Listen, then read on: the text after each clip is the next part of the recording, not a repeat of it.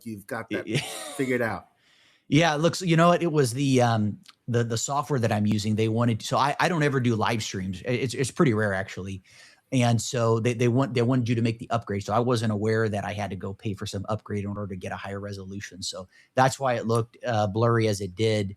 But that being said, it looks clear now. So it looks like we are rocking and rolling. A lot of interesting things have transpired, and I know one of the main topics that you wanted to touch on is the mutinous sentiment that exists in the Navy amongst these carrier groups or these ships. Obviously, you and I were both in the Navy, and I'm happy to share my take on some of the characters that I got to interact with. But perhaps you could start us off situating us pertaining to this toxic leadership and kind of tying it in with your experience. Yeah, this actually reminds me of what happened in the infamous class of 1993, where I had Carter Page was one of my superior midshipman officers. So there were a lot of notoriety going on in that particular classroom. It made world headlines. This was before the internet. And what was happening was that the midshipman officers were being tortured. They called it hazing, horseplay, and hijinks, but they were also sexual assaults and rape of the midshipman officers. And that's when I realized, wow, wait a minute, this is supposed to be the world's premier laboratory, leadership laboratory for like admirals and vice admirals and the people that are in charge of the lives of those who are right now fighting for the central bankers in Israel.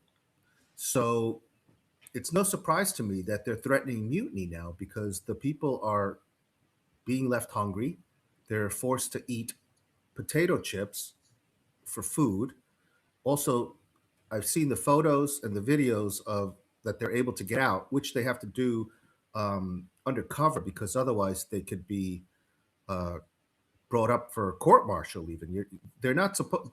Even when I was there, this was back in the day. Really, I couldn't get any information out through internet because they were checking that just like they're checking now. I had to wait till I went on leave to mail with the postage stamp, snail mail, a letter to my congressman, Gary L. Ackerman, to inform him of what was going on. And then finally, the congressman asked for an investigation, and that's how that got out. So these people are making up fake accounts. I don't know how they're getting around the intelligence that's in the Navy that they're able to show that there's no toilet paper, the toilets are all backed up, the showers aren't working. I mean, it's not safe. And what was weird was I don't know if you remember, but anybody who's been in the military, I spent days, quite literally, hours and days, shining my shoes. Cleaning had to be with a white glove. They would inspect every part of the room. You couldn't have what they call dust bunnies anywhere.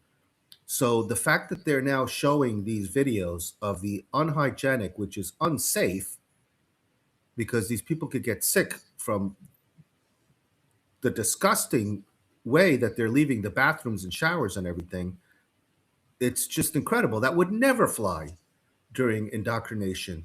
But now it's going as if it's situation normal. They're left without toilet paper. The women have no tampons, and the care packages that the families are sending are not getting to the people. So the people are asking their families for help because the US government, the taxpayers, are funding this, and they're not helping them out. But what they are doing is they're sending tens of billions of dollars to the Ukraine, to Israel, and they're helping all these illegal aliens who came through the border during the Biden administration. And mind you, the military is supposed to be at home to safeguard our borders. Where were they during the entire Biden administration when millions of invaders came in? And again, where are they now? So there's false flags about to happen. Everybody is on edge. And yet the military is out everywhere but safeguarding the United States. This is a real problem, and nobody's talking about it. The media is whitewashing it like they always do, which we'll get to after you share a little bit about what happened to you in the military. Because, I mean, have you seen the conditions in the bathrooms there? Would that have been allowed while you were in the Prob- military? Probably. I got out in June. I think it was May of 2019, and yeah, I can attest to some of the stuff that I saw and witnessed as it relates to leadership, in particular the tranche of students that I was in training with, so to speak. I don't know where they're at now. Presumably they're in the special warfare community. But yeah, I can attest to that being the case. I'll start off with so I initially tried out for a special warfare program in the Navy. Didn't work out. But one of the things that I observed was the dog eat dog nature of some of the people going in, and how incredibly selfish and conceited a number of these people were. And these are people that end up going on into the special warfare community. Some of these are officers, some of these are enlisted men. They're surprising a lot of bad out. I feel like certain ratings that one goes into, for those not familiar, certain jobs in the Navy, and it's not just the Navy, it could be a lot of these just different branches, attract a certain element. And it was very alarming to me, Victor Hugo, when you think of the military, you think of, kind of camaraderie, you think of, kind of brotherly love, if you want to call it that, or what have you. And, I suspect that this is the case with other programs. This was the case for me, is that is not the case, at least in some of these training programs. And as far as conditions go, yeah, I was at stationed on the Naval Amphibious Base in Coronado, California, and the bathrooms are an absolute shit show. The place looks like something out of Mad Max. I don't know how it looks now, but it's looked like that for years. I was in Naval Air Station Lemoore for a period of time, which, for those who don't know, is kind of out in the boonies in California. And you're out there, and yeah, it literally looks like something out of a post-apocalyptic scene. I get the whole premise behind, hey, it's the military, it doesn't need to look pretty. Does it? Well, there needs to be some humanizing factor to it, because it looks like shit. And it was, I'm trying to, where am I getting at with this? To your point, a lot of money is being siphoned away to other areas, to other countries, and not to our own people. And then you touch on, kind of bouncing around a bit, you touch on the immigration topics as well. And of course, that is by design, as I have spoken about ad nauseum to my folks and to family members and people that I know, which, is a whole nother tangent I don't want to go on right now per se. We can, but, and then also I'm looking at the comments here. We're getting a bunch of comments, so we'll have to tie it in here. But yeah, I can totally attest to that. And that's America. So I can only attest to how it is in developing countries, or in other countries. And I'll also remember I worked with, I think it was an HM, he was an HM1, so hospitalman first class, that I was a corpsman. And I just remember him saying that if you only knew how incompetent, he told me this because I was an HM3, he's an HM3 white, if you only knew how incompetent, people were, what you'd see out at sea, or what you'd see, he said it'd blow your mind. And then he juxtaposed that with how other countries are, where if you fuck up or deviate in other countries, they will literally beat the shit out of you, of course. I mean, especially in some of these third world countries, and I know in their militaries, they have far less of the same curriculum and things in place as far as safeguards go. So yeah, it was eye opening. And this is not coming from someone who's, I'm not going to be like some of these talking heads where they posture themselves as having done this badass thing or that. That's not me. I'm not ever going to pretend to have done anything remotely like that. But yeah, no, I was in for a brief period, and I got a glimpse of that. So yeah, I can only imagine that in your experience, these people who end up rising to power, they're shitty leaders. And those are the people that get promoted, just like in the media. I don't go off on a tangent here, but I'll touch on, just like people in media, financiers, all these people, they're all part of the same clique, the transnational clique, human trafficking, drug trafficking, all this stuff. Nobody cares about it. And these are the institutions that people lean on for healthcare, your history, your law, the judicial system, the bureaucracy. I mean, it's crazy. I'll wrap it up there, but there are some comments here we'll get to here after you, Victor Hugo. My God, I'm shocked.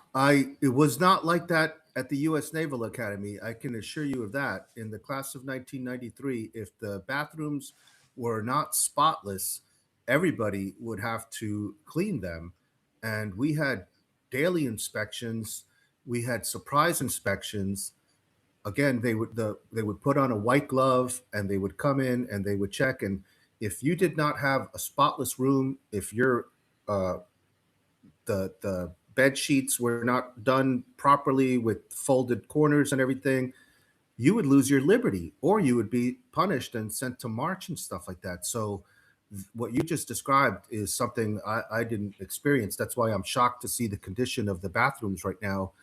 I don't know if it's because they were grooming us to become naval officers. It's it was at the time, I don't believe it's like that now, but at the time it was like called the elite leadership laboratory of the world. But what I noticed was that this was back before the don't ask don't tell. Now not only are gays allowed in there, but you're also able to have people like Rachel Levine, who was the healthcare administrator, a guy in a dress. I mean, just absolute insanity. That wouldn't have flown when I was there. But what I did notice was that a lot of the superior officers that I had, they were homosexual. It was like I have pretty good radar. Plus, their voices were strange, and they were asking people to do gay stuff. And I don't know how they were. I mean, the only way they could have been in there was, and this is what I'm starting to realize now. There's a lot of homosexuals in the military, and they do it not just for pleasure, but also for power. So they wanted to see how much they could get you to do because their motto was if I ask you to jump, don't ask me why, just ask me how high. So they would ask people to do sexual things. And I remember I was always like, listen, I didn't join for this. I, that's not what I joined this for. So because I wouldn't follow orders, because I was a guy who knew how to say no, I was always punished. I would lose my liberty on weekends. I would be marching in the rain and the snow and the freezing weather. But I was like, listen, I'm not doing gay stuff and I'm not doing anything that is. They wanted me, and I know people, they say this is, this never happened. I wonder how these people claim to know more about my life than I do. They asked me to kill my roommate, Thomas Vallow, because he was the weakest link in the chain. And I remember telling them I thought we were supposed to never leave any man behind. And also, what it was they wanted me to do the dirty work. I've been trying to find Thomas Vallow. I don't even know if this guy's alive. I've never seen anybody tortured like that, mentally and physically. This guy was 98 pounds soaking wet. The only reason he got in was because his father was a high ranking Air Force officer. And so, again, it's not always on merit, it's who you know. So he should never have been allowed in there to begin with because yeah, he was smart, and part of getting into the Naval Academy was that you had to have higher than average intelligence. They said it was harder to get into Harvard. Or it was harder to get into the Naval Academy than Harvard or Yale the year that I was in there. And people who say, "Oh, that's not true," well, the evidence is out there. It was the commanding officer that gave the speech, the initiation speech, and he said that. So the video's out there. You can see it for yourself. All these people who are controlled opposition, their job is to sow doubt. They don't care about the facts because they know that most people are too lazy or too ignorant or just can't find the evidence, even though it's out there. But their job is to just sow doubt, and so they don't care about the facts. But most of the people in your audience are open-minded critical thinkers who can find this stuff out there for themselves. You can find a lot of this information at my website, victorhugocollection.com. Just go to the in the news. I've actually saved the newspaper reports because the history of what really happened there has been somehow obliterated from the internet. You won't find but a handful of articles. All the rest of them are gone, but they're on my website, victorhugocollection.com, in the news section. So, they also wanted me to kill my mother during one of my leaves. And I remember, I mean, I can never forget these things because I was telling the guy, I thought he was kidding. I go, well, why would I kill her? And again, he was like, don't ask me why, just ask me how high if I tell you to jump. And so I kept going back and forth with him, saying, "Well, what did she do? Did she commit treason? Is there like a reason that you want me to kill her?" He's like, "No, no, no. You can, we want to see if you can do it. You can poison her. You can come back. We'll cover for you." I was like, "Okay." So then I started realizing again, a lot of this stuff comes with age when you start realizing, okay, why did they ask me to do that? I realized there's a blood sacrifice. So if you want the power and you want to move up, same in Hollywood, same in the music industry, you have to sell your soul. And usually it comes with getting rid of somebody in your family. So these people, I started realizing, okay, not only are they homosexuals, but they're also psychopaths. And like you said, a lot of them are narcissists.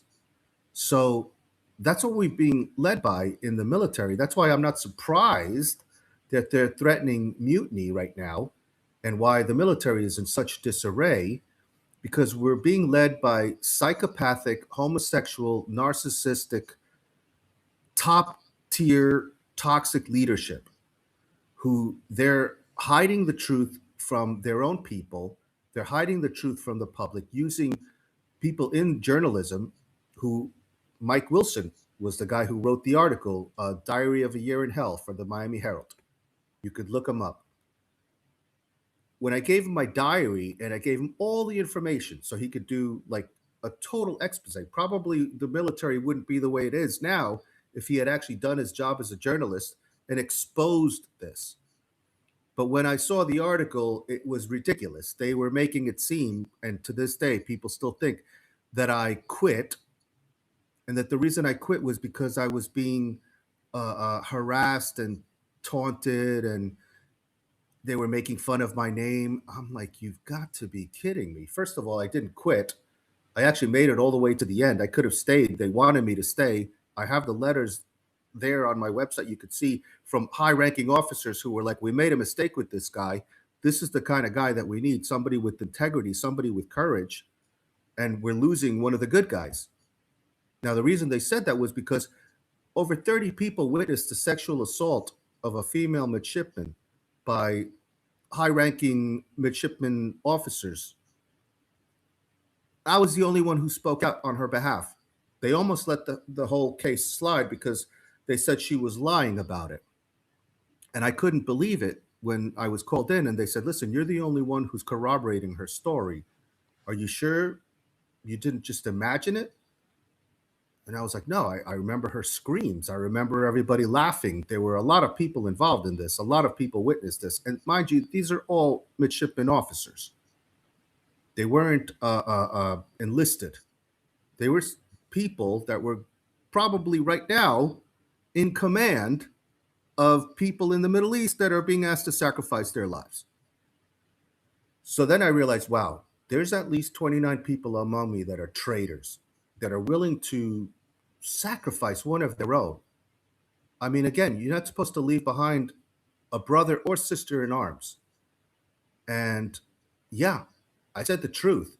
And that's what blew up the whole thing. Because if I would have just lied, forget it. I would have probably been elevated, because that's how you apparently move up in ranks, is if you're willing to lie, sell your soul, sacrifice a family member or your own brother in arms, my own roommate, if I could have killed him.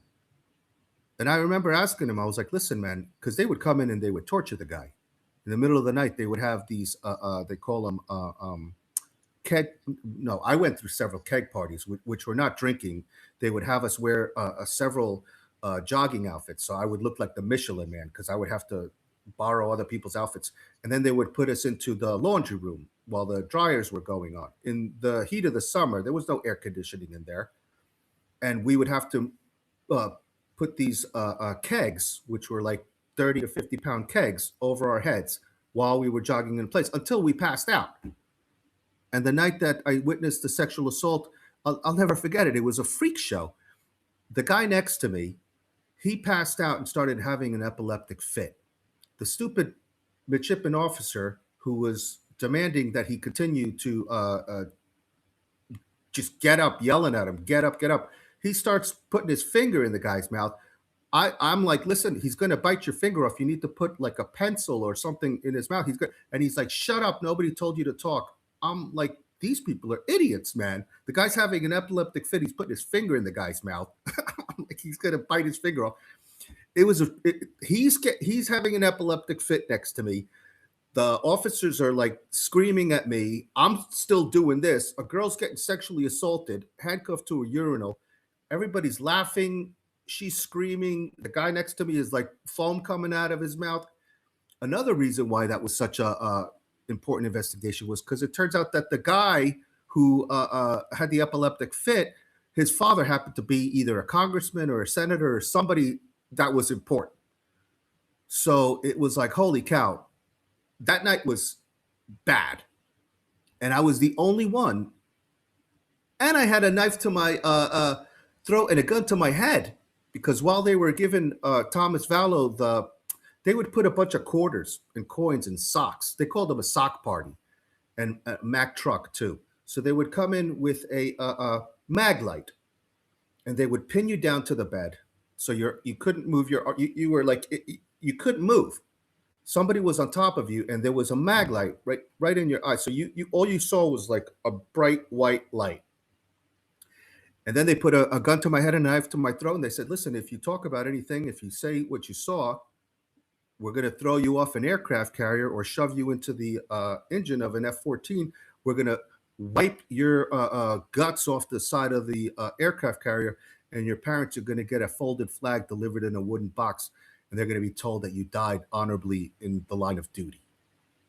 That was what they told me while they were beating the hell out of Thomas Vallow, and he was screaming and crying. He was begging for help. So I was like, I couldn't help him. I was freaking with the gun to my head and a knife to my throat. So those are the people that are in charge. So if you're going to let your kids go into the draft, realize they're not there to protect you. They're being controlled by psychopaths who will quite literally, to test them, ask them to kill you. They asked me to kill my mother.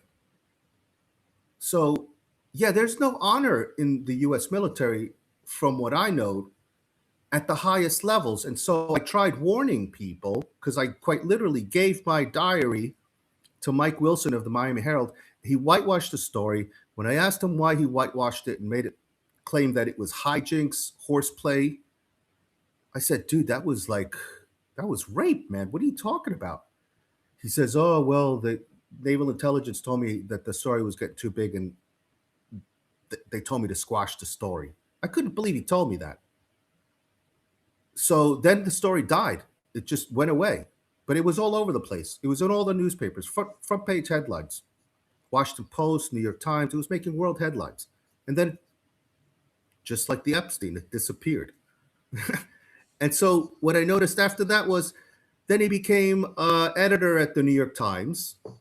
And then he became editor of the Dallas newspaper. And I think now he's editor of something, the Miami Herald or something now. But he got rewarded for that. So that's what happens to these people, these so-called journalists. They get rewarded for playing their part as disinformation agents. They'll give you part of the truth. Yeah, they said some of the truth in that article, but they left out the important parts. If hijinks and horseplay is rape, then we got a problem. And these people were being tortured. I witnessed it. I was being tortured, but I was able to handle it. A lot of people are like, oh my God, you quit. No, no, no. The people who say that, who are hiding behind fake names and avatars, they've probably never even been in the military. And if they went through half of what I went through, they'd be dead. Because you should have seen, there were these huge football players that made it in because of their scholarships, because they were able to, because it was a big competition between Army, Navy. And they would come up to me crying. They were like, Victor, how are you getting through this, man? I can't do this. I'm quitting. I'm leaving tomorrow. I'm quitting. I was like, man, no, you got to stay, man. You got to stay. And they were like, no, man, fuck this. I'm out of here. Yeah. So these huge guys, football players, would quit. As a matter of fact, I was in there with the guy from the San Antonio Spurs. He was my classmate in that class. They called him the Admiral. So, yeah, I mean, I was in a very, very famous class of 1993. A lot of things came out of there. Myself, the guy from the San Antonio Spurs, I think his name was Robinson. and Carter Page. So nothing is by chance, nothing is by coincidence. If anybody actually decides to investigate that, they'll see that some very strange things happened at the U.S. Naval Academy in 1993, and now they've changed everything. Like the requirements are piss poor now. You can be low IQ, you can be a weakling, you can be gay, which is not a good place for people to be if you're in a submarine for 6 months underneath the uh, Arctic. And yeah, it's a mess. The United States is in a mess. They're sending soldiers out to die because they're being led by toxic leadership, and nobody's reporting about this. They want everybody to believe that the U.S. military is the best in the world. No, I'm telling you right now, it's not. I hear you loud and clear. Yeah, I wouldn't be surprised if China is, or one of these other nations in some respects. I mean, obviously we have an advantage as it relates to, I would say, some of the technology that we have, and we certainly spend an enormous sum of our finances, if you want to even call it that, concerning warfare. The department. I love how they also changed it from Department of Defense, Department of War. That's a whole nother topic. You mentioned about the sexual assault going on in the military, and then all of these other midshipmen people participating in it. I mean, I can't help but think of all these other, secret societies, and and that's a great way to inculcate people and to keep people in such a way where no one's going to rat on anybody else, right? Because if you were part of this, you were aware of it, you took part in it, just like, blackmail stuff. That's a great way to control people. So I can't help but think of that. And then the trauma ties in. I saw Emma Catherine was popping on the chat of the Imagination podcast, which I encourage people to check out. That's probably a better resource than most of these sons of bitches who create content out there in alternative media.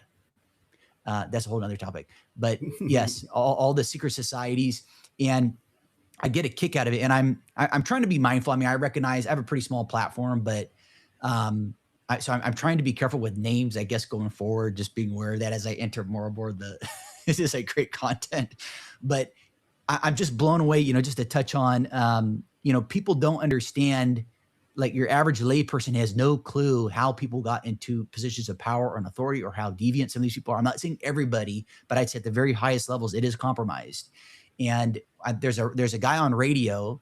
I guess he goes on Fox News a bit. He's got a conservative centric radio show. He brings on different political people. He's getting big up there. He's been on for some time. I think he used to do sports. And somebody had told me that during when the Epstein stuff was being covered, how he didn't want to cover it, and he made it known to his audience.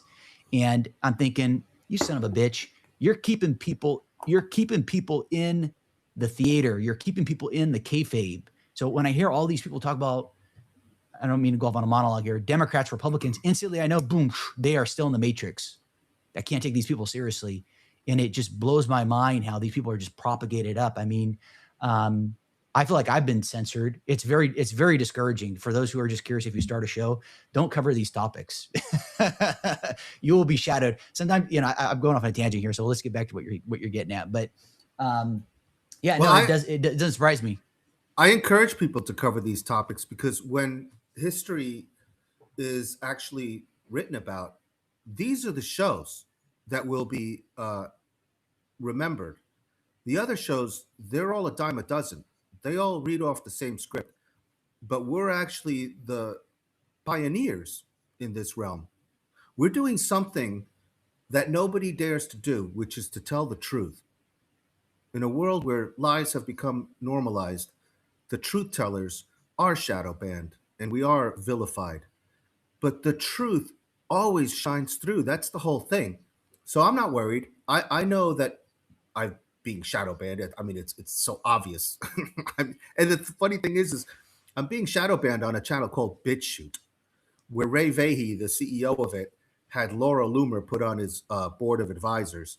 And then he went on Stu Peters' show, and he even told me he'd have me on his show or come on my show. And I said, listen, like, why is it that after I posted a report about the clear and present danger of people in the Senate and the Congress and the White House and highest positions, even in the military, having dual citizenship with Israel, and that their loyalty was to Israel first? The moment that happened, I was averaging 100,000 views per show. This was back years ago, before I even had close to. I have like 6,000 subscribers now. The number hasn't moved, and back then I was averaging 100,000 views. You can verify it for yourself. Just go to my channel on BitChute. I think it's Maverick Artist Victor Hugo. You'll see with almost 6,000 subscribers now, I get less than 120 views per video. This So is that this. that means with subscribers, that means like they get notified through email when I post a new video. That means like less than 0.01% actually bother. So why are they subscribed to my channel? and then I contact Ray Vahey, and I think I even sent it to you because I CC people on this because I want other journalists to know what's going on. So I CC'd Stu Peters. Because Stu Peters had him on his show where he was like, "Oh, listen, if anybody has evidence that their videos have been blocked, censored, or shadow banned, I'll pay you $10,000 because we are a free speech platform." So what do? I send him all the proof of the videos that he quite literally blocked. I screen save the video where it says blocked. I screen save the notice that I got that your video was censored. I screen save the emails that I sent to BitChute staff saying, why is my video censored? Sent them all that evidence, even made videos about it. To this day, he doesn't acknowledge it. So again, easy to say, oh, I'll give you $10,000 if you have the evidence. Well, I'm presenting the evidence. You're still going on other people's shows lying and telling them that you're a free speech platform when actually what you are is a honeypot. A honeypot, for those who don't know, is a place where you have people come into your channel. It's full of white supremacists and racists and just like it's a really toxic realm. I'm just in there again because as an investigative journalist, I'm uncovering that BitChute is a honeypot. So what they do is they have people like Laura Loomer on their board of advisors, and they check all the comments and they check all the videos. And when the Noahide laws come out, those people are going to get knocks on their doors. Yeah, well, we saw your channel, and you have but to have all these videos here about blacks and about Jews and about anybody, and you're coming with us. So yeah, they're honeypots. That's what that is. They give you the illusion of free speech.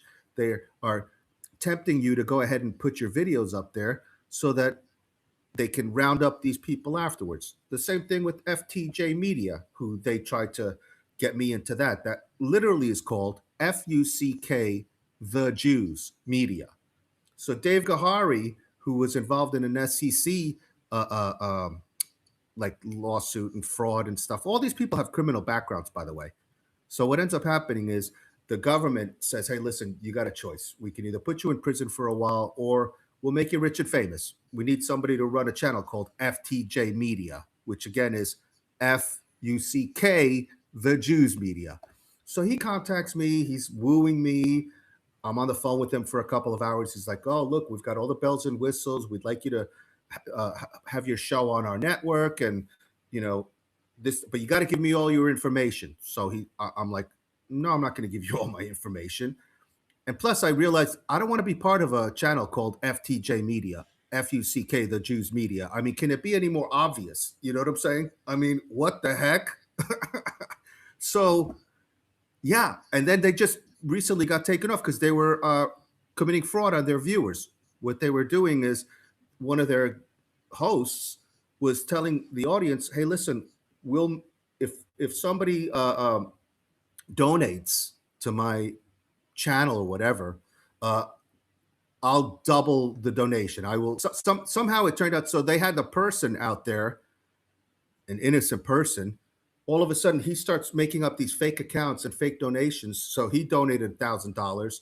So the person donated $1,000. Then he kept testing, and he went $2,000. The person. So eventually, they found out that it was him who was donating to himself, so that his subscribers, his loyal fans, the trusting public, would double the donations. And then they got taken off the air because that's fraud. So I mean, it's just so much weird stuff going out there in the alternative news media. All I could tell you, Christian, is follow your instinct, keep doing what you're doing. The people are smart enough to realize who the truth tellers are and who the liars are, because the truth is out there.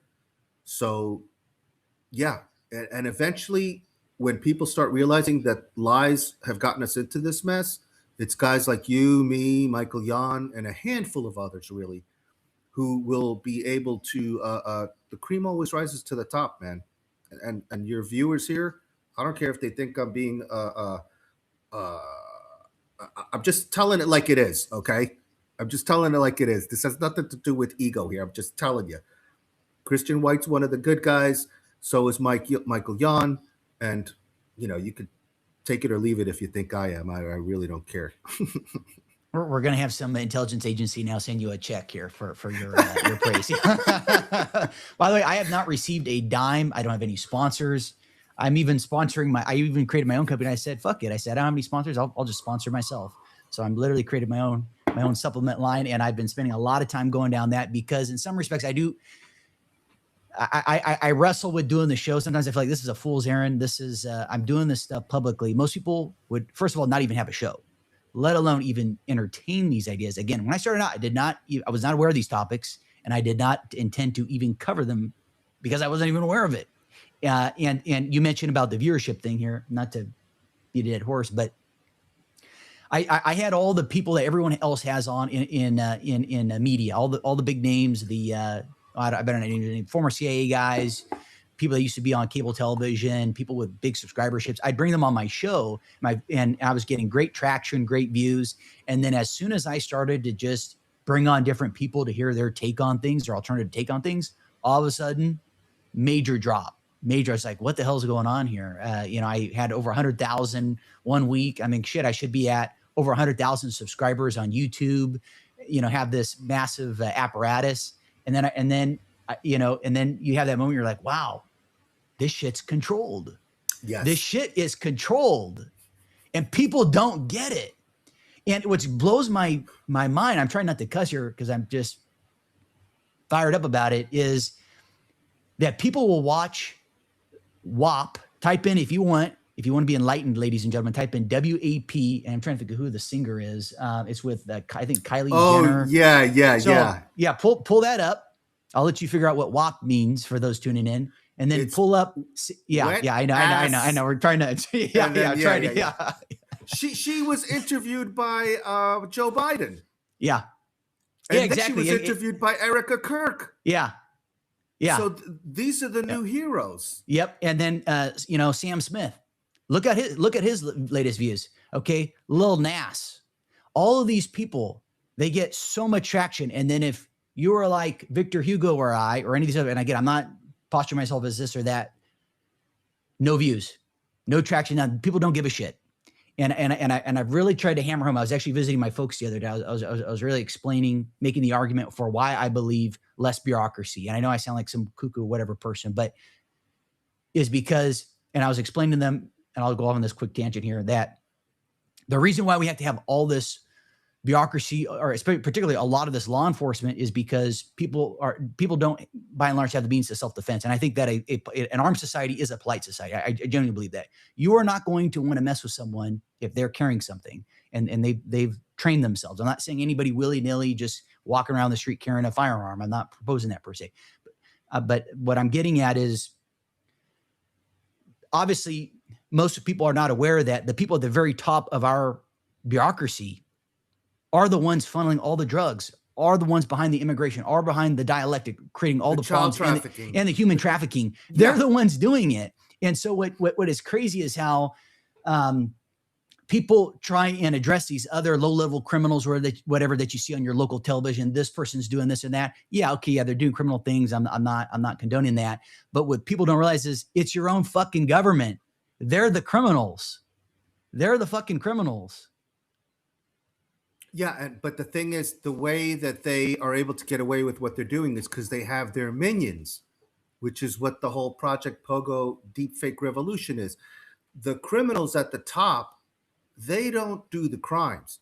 They get their minions in the U.S. military. They get their minions in the police force. I just sent an email out today to a guy named William DeBilzen in Delray Beach, Florida, who happens to be friends with General Michael Flynn. Now, I filmed an award-winning movie called Crackhead Jesus the Movie in his gallery. For those who think Crackhead Jesus is blasphemy, realize it's not.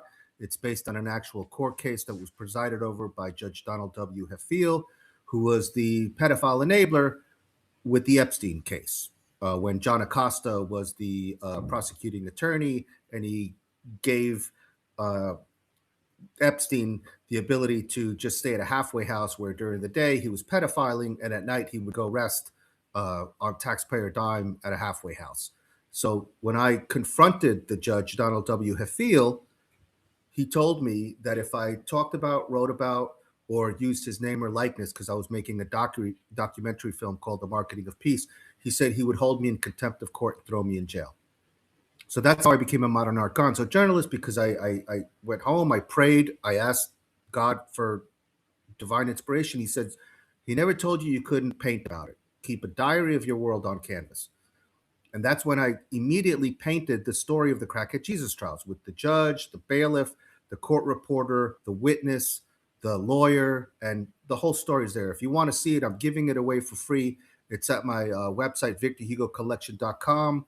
Go to the in the news section, and you'll just type in the story of the Crackhead Jesus trials. I also made it into an award-winning film because I was getting death threats from these satanic Christians who would come up to me on the street and they'd be like, "Oh, you're the guy who made Crackhead Jesus the movie. I ought to kick your effing ass for saying that about my Lord and Savior." I was like, "Whoa, whoa, whoa, hold on a second. What would Jesus do?" I don't remember a part in the New Testament where Jesus went around kicking people's ass, you know?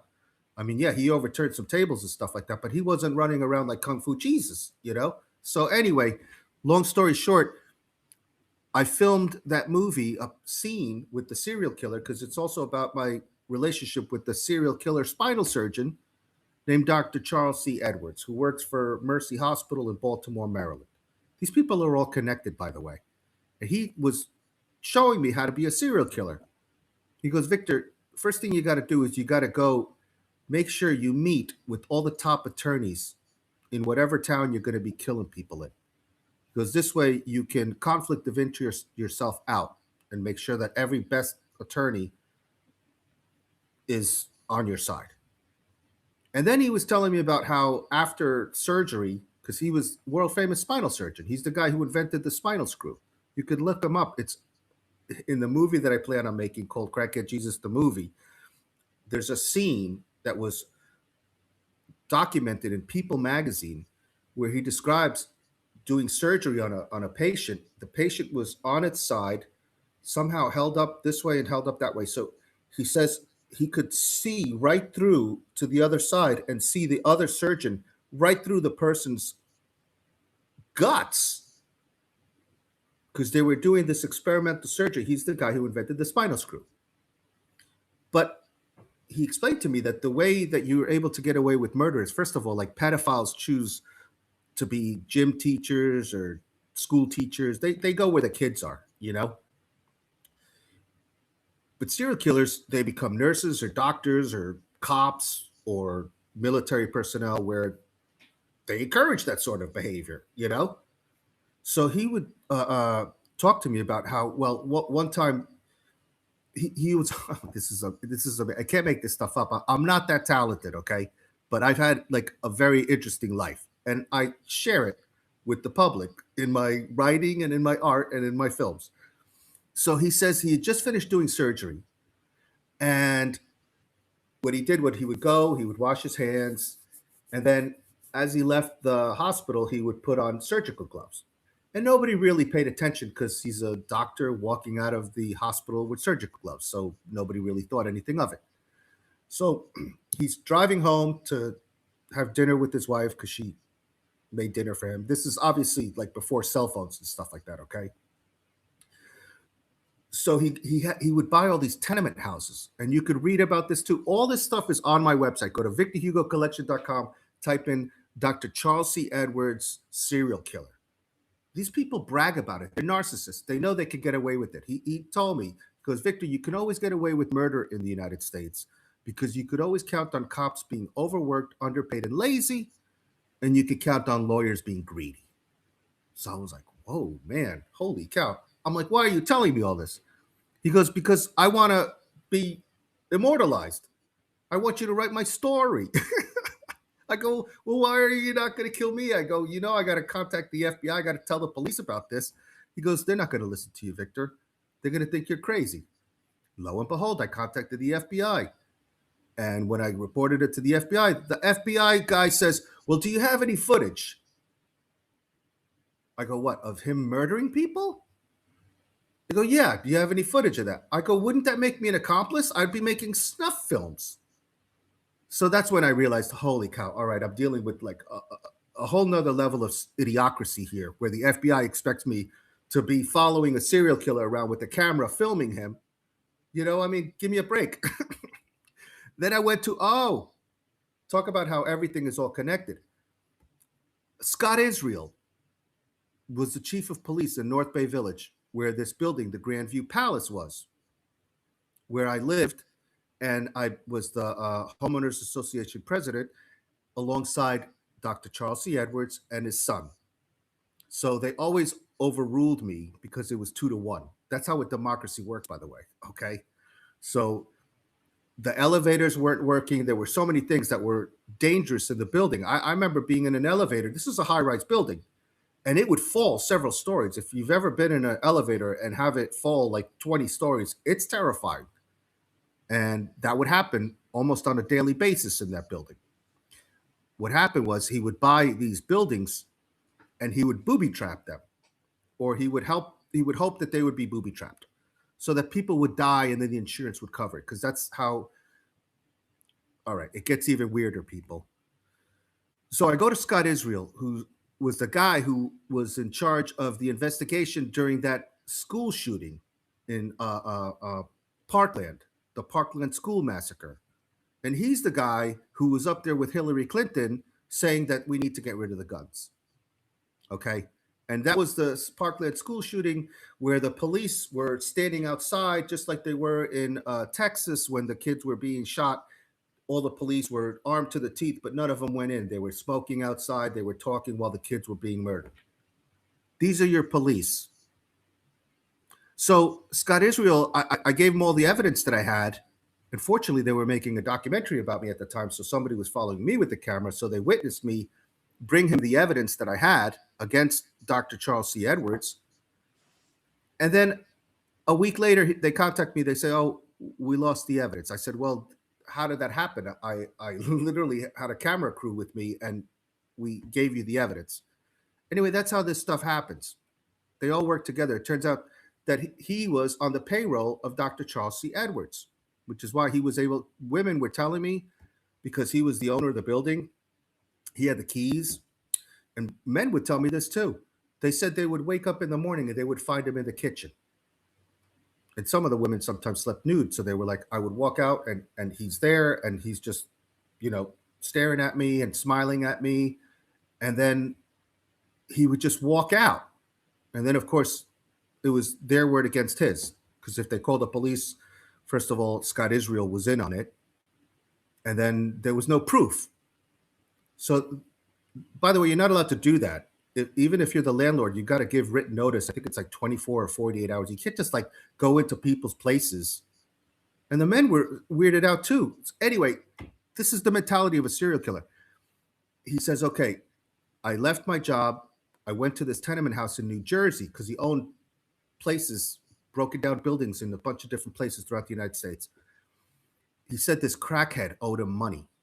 So what he did was he parked his car, walked up the stairs because he knew that the elevator was deadly, walked up 7 flights, knocked on the guy's door. The guy looked through his peephole. The moment that he opened the door, he grabbed him by the throat with his surgical gloves on, pushed him out the window, threw him out the window. Then he walked back down, got into his car, went home, and had dinner with his wife. The cops thought that the crackhead committed suicide. Then, and you could look this up too, people, the FAA shut down Kiwi Airlines, the only airline in US history that was ever shut down. Because it turns out that he realized that if you purchase an airline and you stop paying the mechanics overtime so that they can fix the airplanes, that eventually an airplane would crash because of poor maintenance. And if the airplane crashes, well, the insurance company covers it. And there's really no investigation. The police aren't going to show up and say, hey, man, listen, you just murdered 280 people on that plane. So the mechanics started complaining. They were like, hey, man, listen, like these planes are like not safe to fly.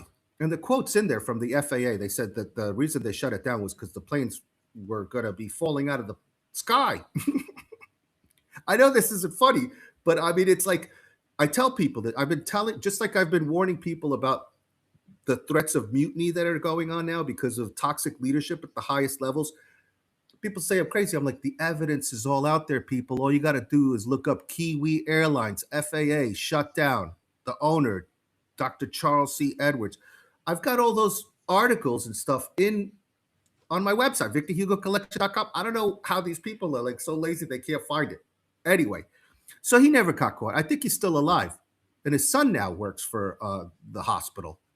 So God only knows what's going on there. God forbid it goes through the bloodline. All I know is his son that worked at the Grandview Palace was also an evil son of a bitch because people were constantly complaining about how dangerous that building was. Oh, and then you could look it up. It made world headlines. That's how I became an artist, by the way, because Hurricane Wilma went right through the building completely. It showed how poorly it was built. It looked like a building in Gaza.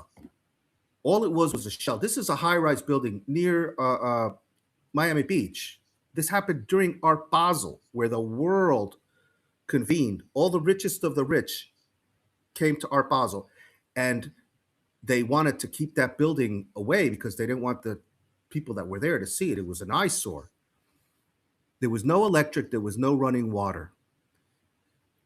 There were elderly people who were high up who couldn't get their medication, couldn't get out of the building.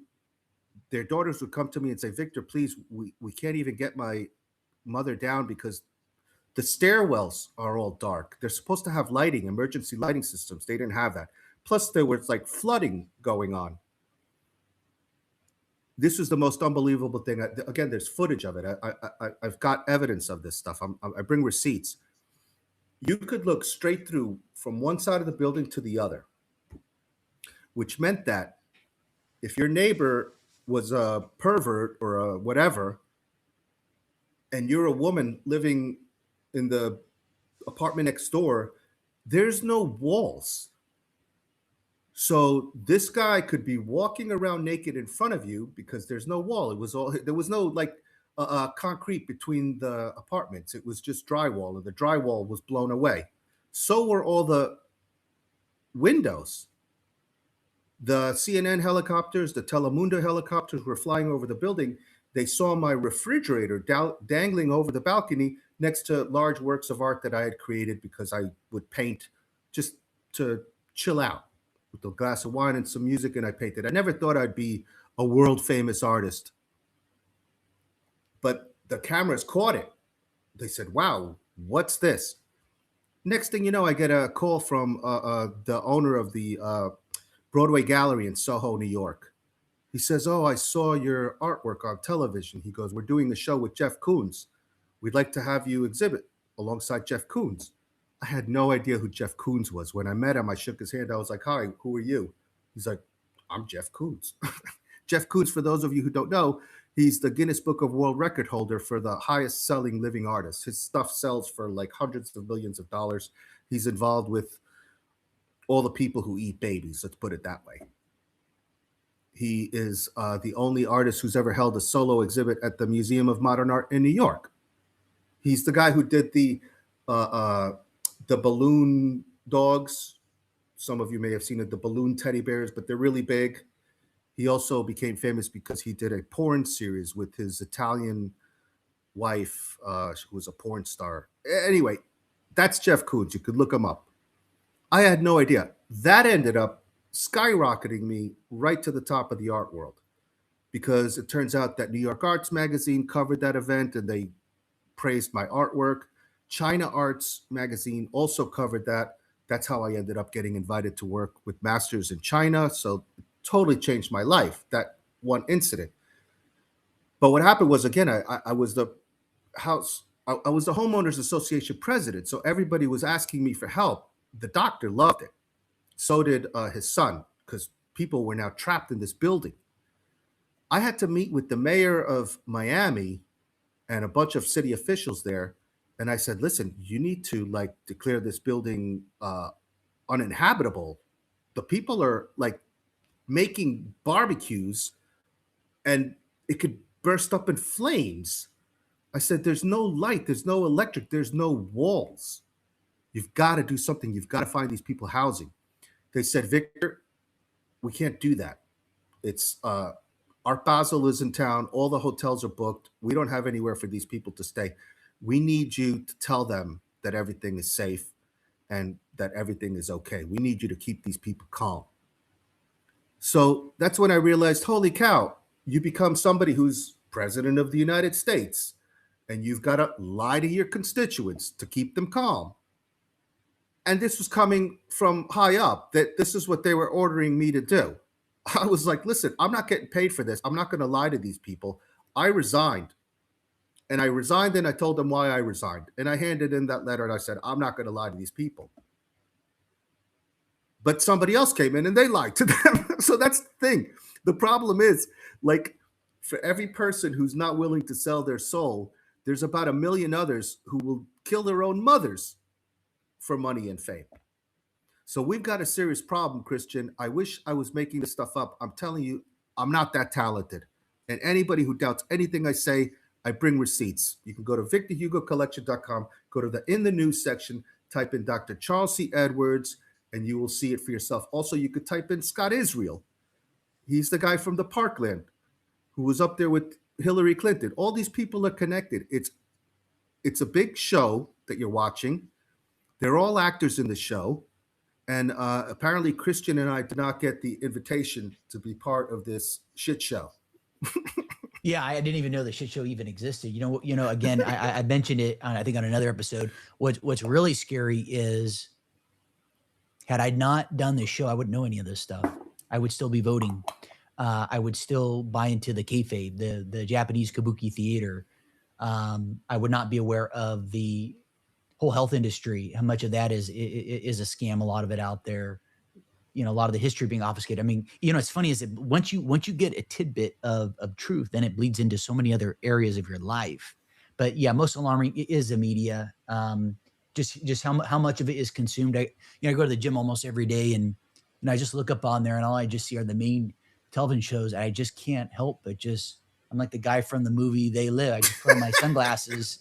No, I'm straight up. I don't. And all I do is I look at society and people differently. Like when I go to the grocery store to pick up groceries, I just look around and I just look at people in society in a way I have never looked at before. And not only from I'm trying to put it into words here, just this whole, I mean, really the Matrix is really the best word to describe it. Just everything. And, yeah, and again, for those tuning in who are hopping on the live stream, it's literally our own government. That's what's so crazy. They're the ones creating all of this stuff. They create the dialectic. They create all the problems, right? How do we want to have greater control over people? Let's create a terrorist incident. Okay, we'll do some false flag. We'll create this terrorist thing. Okay, now we can roll out the Patriot Act. We can roll out other legislation here. We can gradually roll out this kind of police state, very gradually over time. That way, it doesn't arouse too much attention. And then what do you have? Now you have this flock camera and all these other things arising. So it's just that's the thing that really blows my mind. And the whole baby eating, I mean, that's truth right there. Who I love is watching his content here. And I could share it later here at some point. Is that I don't know the guy's last name or whatever, but that Dimitri Revolt. I mean, he's got some. I know you've seen his stuff. He's got some great clips on X and on YouTube. And I mean, whether it is pertaining to this whole, apparently people are talking about James Blunt as being the guy that was the guy on the yacht as it pertains to. Oh yeah, that girl who I Hayden. think she was killed, right? I'm pretty certain she was killed. Yeah, some people were looking at the numbers and some of the numerology. I'm pulling up my notes here. I have a bunch of screens up right now, so I'm just I'm pulling up my notes that I wanted to mention on it. Yeah, he does a really great job of connecting the dots. Just a lot of people don't realize that there's a lot of occult, esoteric things that go on, and people are totally clueless of. Means a lot to these people, whether the stuff is real or not is beside the question. It's they are involved in this. I should show some of the clips here, but I don't know if we want to deviate there yet. But and I'll look at some of the questions here. If people have questions, feel free to chime in, and Victor Hugo, feel free to. Well, one of the things that I'm noticing again, what happens is, like you said, the older you get, the more you start noticing patterns. And it's the pattern recognition that people need to start focusing on, because once you start seeing the commonalities between these people, you start understanding how this Project Pogo deepfake revolution happens. And again, what that is they'll take people like Christopher Key, like Stu Peters, yes, I name names, like Dustin Nemos, like Jim Fetzer, who are so-called influencers, which is an insult, by the way. Anybody who calls himself an influencer or is called an influencer, that's actually an insult. Look up what it means.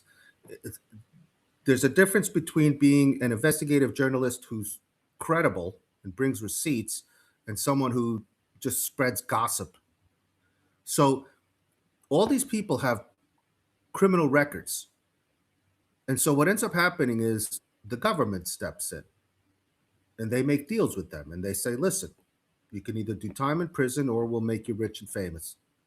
So in Dustin Nemos's case, who I had him on my show several times, he contacted me. He said, listen, I'm blacklisted everywhere. Nobody wants to have me on their show. Will you have me on your show? I'm like, sure, come on the show. I'd never heard of the guy before. Then I start noticing patterns with him. It turns out he's a psychopathic narcissist.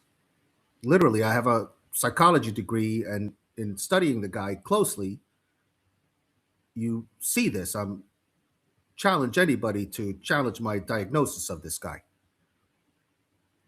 Anyway, then it turns out that he's got everything from cyber stalking to breaking and entering to possession of stolen weapon and selling uh, narcotics in a daycare center, and apparently also sexual abuse with children.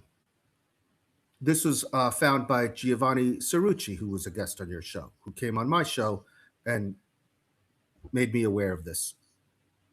So, what's interesting is Michael Yon was on the show, and he was talking about how he studied cults and he also infiltrated cults. So, what happens is not only do they get these people to become influencers and have their shows with millions of viewers and all these people, but they also create cults out of this because they become the daddy figures. So, yeah, Dustin Nemos is getting a lot of money from his cult followers, even though they've been presented with all the evidence of all the stuff that he's done.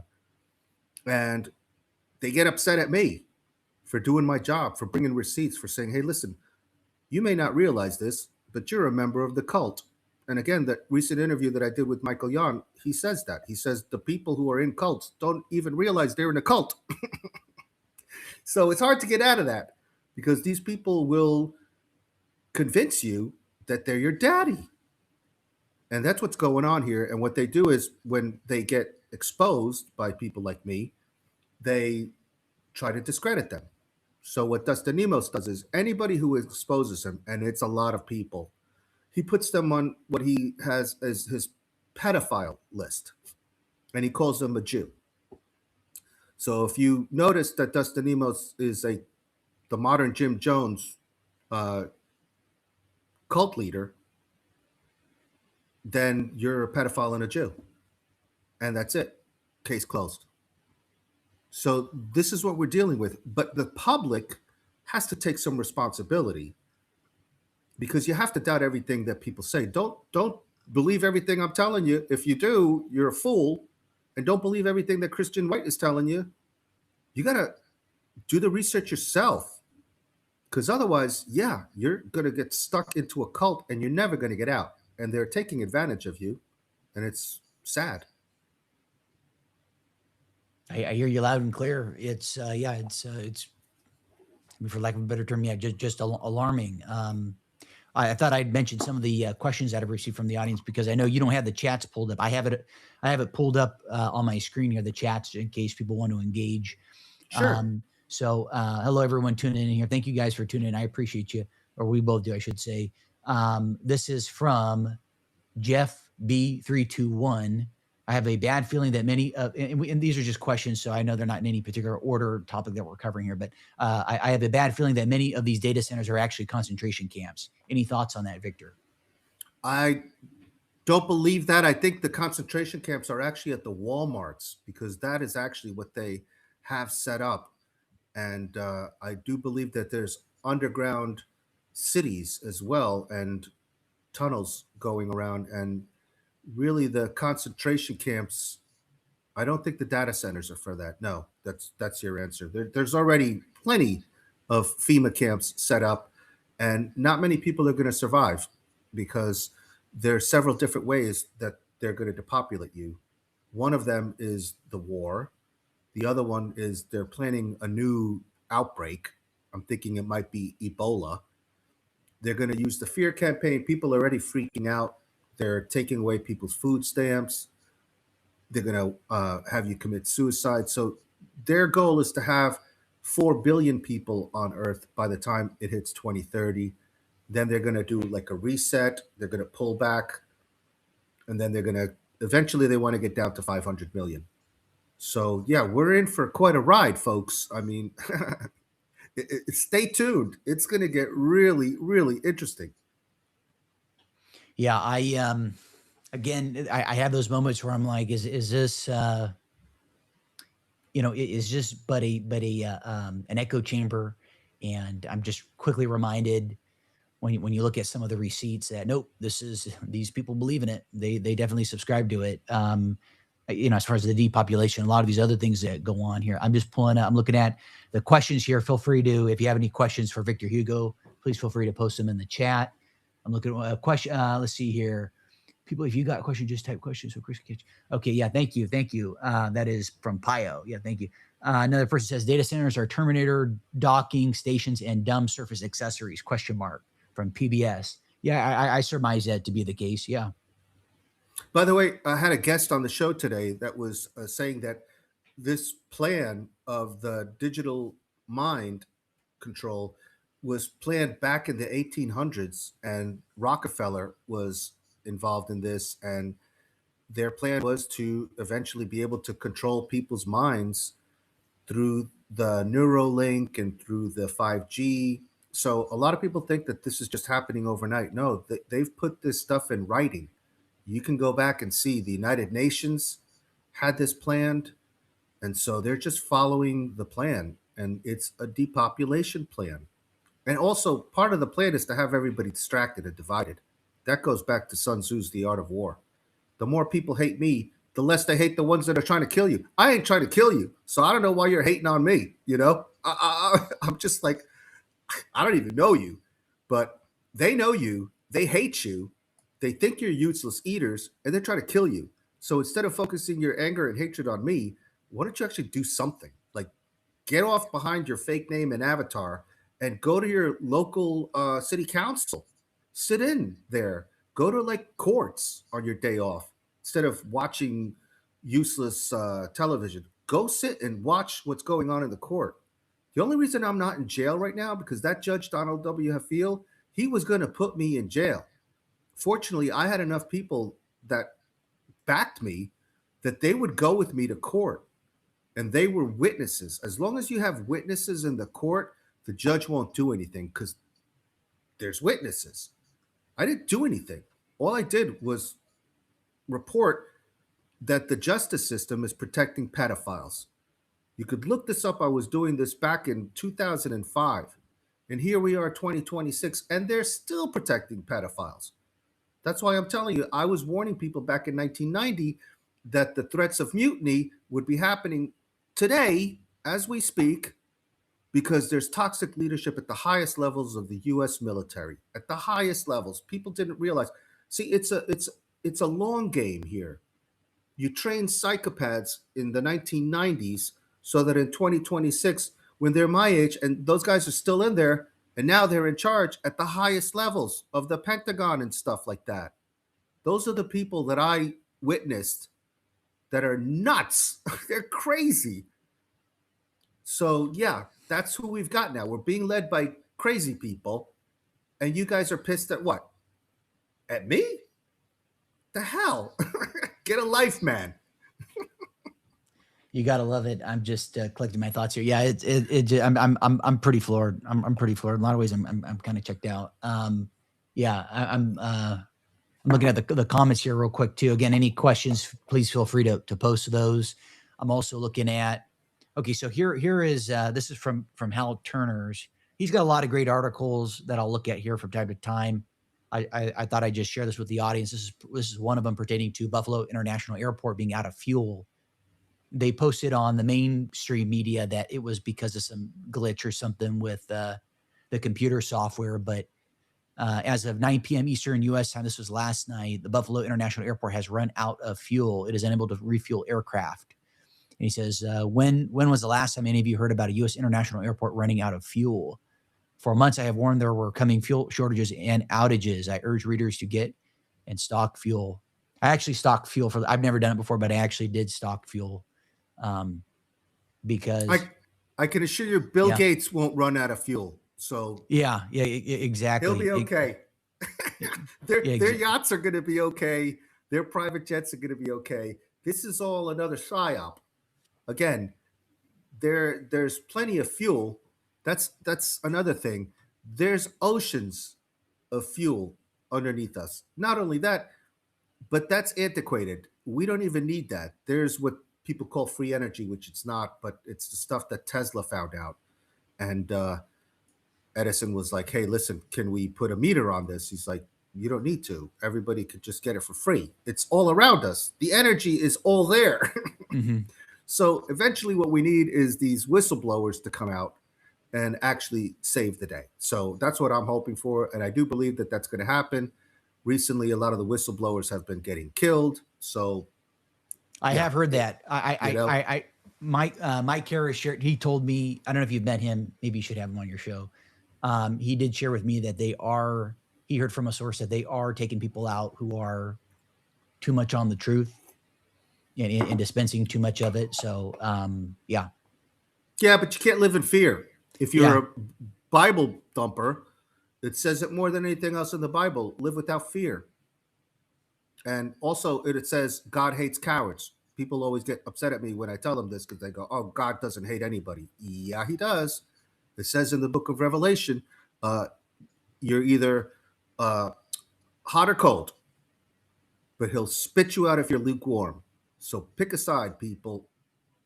That's the fact, Jack. It's in the book of Revelation, There's a special place in hell for liars and people who are lukewarm, cowards. So if you believe in hell, that's where you're going if you're not going to take a side or if you're going to continue to perpetrate lies. It's in the Bible. A lot of people quote the Bible, but they've never read it. Man.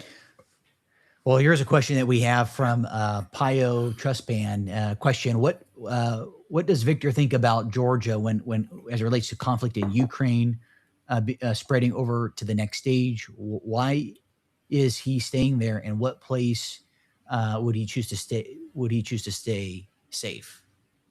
Michael Yan asked me this. That's a good question. This is a gateway country between Asia, Africa, the EU, and the Middle East. I know the Middle East isn't a country, but it's a strategic location. This is Eurasia. It's protected by the Black Sea and the Caucasus Mountains. This is where the Caucasians come from. This is also the home of the Khazarian Mafia. It's the old Silk Road. It was the only road that was open during the COVID psyop because, well, they had to get the stuff through to Europe and to Africa and to the Middle East. So it came through here. This place was booming. It still is booming. Its strategic location makes it enamored by China, the United States, and Russia. And so they're all here. The CIA is all over this place. China's all over this place because they're helping them to build the Belt and Road And while they're building the Belt and Road, they're like, okay, well, we'll build this for you, we'll pay for it. Our people are going to build it, so you have to let the Chinese come in. So that's how the Chinese infiltrate. Rather than going in like bullies in the United States, terrorist nation, bombing people, killing people, the Chinese are have a different approach. They're like, okay, we'll build something for you. We'll bring our people will then stay there, and if you can't pay us back, we'll take over your roads and we'll charge tolls. And so they'll build the infrastructure, but then they'll keep it if you can't pay it back. So yes, I'm not saying it's good, but it beats getting bombed, you know. So they're there, and the United States is here trying to do the with the NGOs and the CIA. They're always doing covert actions here. Meanwhile, Russia, they're the next door neighbors, quite literally. I could catch a camel and be in Russia, but yeah, the Russians have fuel. So these people, they're playing all sides. They're taking the money from the Americans, they're getting the roads built by the Chinese, and they're getting the fuel from Azerbaijan, Armenia, and meanwhile, they're neighbors with Turkey. So really, this is a safe place, and that's why I'm staying here. The reason I got here was because I had 2 days to escape China when I received a letter from the U.S. State Department saying that I could be held as a political prisoner or killed during the COVID psyop. And then my building, the landlord shut off the electric and the water, and they were closing it up. China's a lot like the United States, where there's like safety rules and regulations. They literally closed my building down. They were putting the padlock on it before I got out. I was lucky to get out. And then I called somebody to take me to the U.S. Embassy. The army guy was there with his gun, and he was shouting at me in Chinese, saying, "No, I couldn't leave. I couldn't leave. I couldn't understand what he was saying, but I could see that he had a gun and that he was screaming at me." The guy who came by to pick me up talked to the guy, yelled at him in Chinese, said, "Listen, we got to take this guy to the U.S. Embassy. You got to let us through." They were back and forth, back and forth. Finally, he opened the lock, let the car out. Boom. I got out with 2 hours to spare before the on the day that the Wuhan virus whistleblower Dr. Li Wenlang died. I made it into Hong Kong. I had to be in disguise.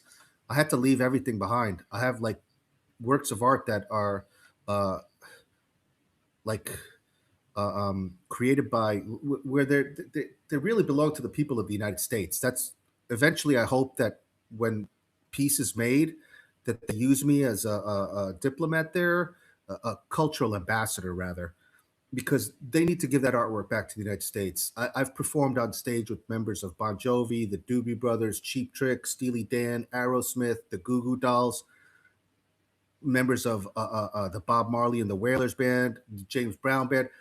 All those works of art are signed by members of those bands. Those are cultural artifacts that belong to the people of the United States. So when I left, I entrusted them with somebody, but then it turned out that that somebody was Huiping Wang, who pretended to be my friend. Turns out Huiping Wang was trying to be my handler. He wanted me to be the guy that would be rich and famous because I was supposed to go on television stations all throughout Europe and then back into the United States telling everybody to take the vaccines, that they were safe and effective, to buy the masks and personal protective equipment. I was going to be that guy because I had the contacts in China with the owners of those companies that were making that stuff. That's how I found out it was a psyop. A lot of people, including SGT report, which is so disgusting because he knows my story. Yeah, there's videos of me wearing a mask. I was having death threats. I literally started this channel because I was letting people know that I'm not suicidal. There were people, I was like walking around watching my back. I'm in a foreign country. I don't speak the language. The whole world's like going crazy. And I got people sending me pictures of rats and mice in glue traps. And they're telling me, we're going to make you die slowly. We're going to torture you. We're going to throw you off a high rise. I was like, what the hell? So I saw everybody was wearing a mask. I had to disguise myself. So I started wearing a mask. You're damn right I did. And I was doing reports, letting people know. And then, yeah, I fell for it at first. Absolutely. I admit it. I was believing the whole wear a mask, this and the vaccines work. But then I started learning about it because they put me on television. I was on live TV when I got here. I was talking to the newspapers. I was supposed to go to the Czech Republic, to Holland, to France, to England, Germany, all these countries, telling them all to take the jab and everything. But I was like, wow, this is February of 2020. The world really doesn't even know about this, and you're already saying that there's vaccines. How did this happen? And the more I started talking to Huiping Wang, who turned out to be a terrorist, that's another reason why I'm here, because I'm the primary witness in this terrorist case. So I'm being protected by the police here, the government here. And when I went to the US Embassy and I reported this stuff, I was shocked to find out that the US government was in on this whole COVID PSYOP thing. And I was like, okay, I see what's going on here. The US is involved in this. And so they wanted me to take the bioweapon disguises. Oh, I'm not allowed to say that. Okay. So, because we're on YouTube, sorry. They wanted me You're to good. take, You're good. You're good. they wanted me to kill myself essentially. And like I said, I'm not suicidal. So I just reported it. I said, listen, Huiping Wang is heading to the United States. I showed him his passport. I showed him the messages that he was sending me, telling me that I'm going to be assassinated, and that he's heading to the United States, and that all the way along the United States, just like everybody was, because I used to see terrorists come by here and they were bragging to me. Biden sent me. Biden sent me, and they were like saying that they were going to go to the United States as sleeper cells. These people were bragging about it. And they were bragging that all along the way, they were going to be taken care of because all these bleeding heart governments were feeding these people, housing these people in five-star hotels, as many of the people in the United States and Europe watching know. Uh, these illegal aliens, a lot of them, not all of them, obviously, but a lot of them are actually sleeper cells. They're getting better taken care of than you are. A lot of people can't even get their food stamp money. So, I mean, it's just, listen, man, I've been getting a bird's eye view of everything because of the location that I'm in. I know this is a long answer, but I'm explaining to you. You asked me a question. I'm giving you the full thing, showing you respect. So yeah, this place is strategically located. Me and one other guy, Jeffrey Silverman, are the only two investigative journalists here. Everybody else is reading off a teleprompter, watching the stuff that Jeffrey Silverman and I put out there. By the way, don't be fooled. Just because the numbers are low doesn't mean that people aren't watching. They mess with the numbers too because they try to demoralize you. So don't be fooled, Christian. Just because the numbers are low, I've literally filmed the numbers going down. I've gone on the Michael Deacon show, and we're in the thousands, and then all of a sudden, boop, it goes down by 1,000, and I'm filming it. And Michael Deacon says, "Yeah," he goes, "Victor, I know, I know." So you just got to keep pressing on, man. Never give up, never surrender. Keep shining. Live, love, flow. Don't let them get you down, folks. You're watching a show. I'm telling you, you're you're in the matrix, but you can break out of it once you start noticing, and then you start digging in deeper for the information. So yeah, this is a strategic location. I'm here because I'm surrounded by war zones. A camera. I meet with people from Tel Aviv, from Jerusalem, from Afghanistan, from Iran, from Iraq. I meet with people from the Ukraine, from Russia. I have a guest on who I try to get on, but he's under attack in Crimea. Nobody's reporting about that because the U.S. and NATO are funding drone factories, which is where Lindsey Graham got killed. What ends up happening is they send the drone parts from places like Lithuania, Romania, England, even Italy, and then they ship it to the Ukraine. And then in the Ukraine, they put them together, and then they start killing innocent civilians in Crimea on the beach. They're bombing people who are vacationing on the beach. Notice they don't bomb the palaces. That like nobody took out Zelensky. What is he still doing alive? That's again why realize people this is all nonsense. You really believe what happened in Butler, Pennsylvania? People still believe that God saved Trump. That was theater, folks. Total theater. If they want Trump dead, he'd have been dead already. Any of these people, 100%. they're all playing their parts. Good guy, bad guy. That's why you see Trump. Oh, I'm no longer with Benjamin Netanyahu. Really? Now? It's kind of late, isn't it? I mean, the damage has been done. Easy for you to say now you're not friends with Benjamin Netanyahu. I don't think so. That's not how it works, Trump. These people are all actors. I think they are, and we have a question here from I think it's hello. I want to make sure I get your name right. I know they always show me a lot of love, so I really appreciate you. I think it's LD. Whoop, the chat moved. LD9044. Yep. She. I don't. I'm assuming she. So I apologize here. They ask why should. Wow, the chat keeps moving here. I was just going to read it. Why should we believe you now? Question mark. You shouldn't. Don't believe anything I say. Doubt everything I say. Find it out for yourself. So, yeah, you shouldn't believe me. Okay. And then I was going to respond to your comment. I'm trying to get my train of thought here. Damn, it was something with the media. I'm thinking of some of these. Damn, it was something right before that ending note. I don't know if you recall offhand. There was something I was going to comment on and share. Maybe it'll come to me here in a moment. Damn. Oh yeah, just the interconnectedness of a lot of these people. You mentioned China earlier. I can't help but think of the.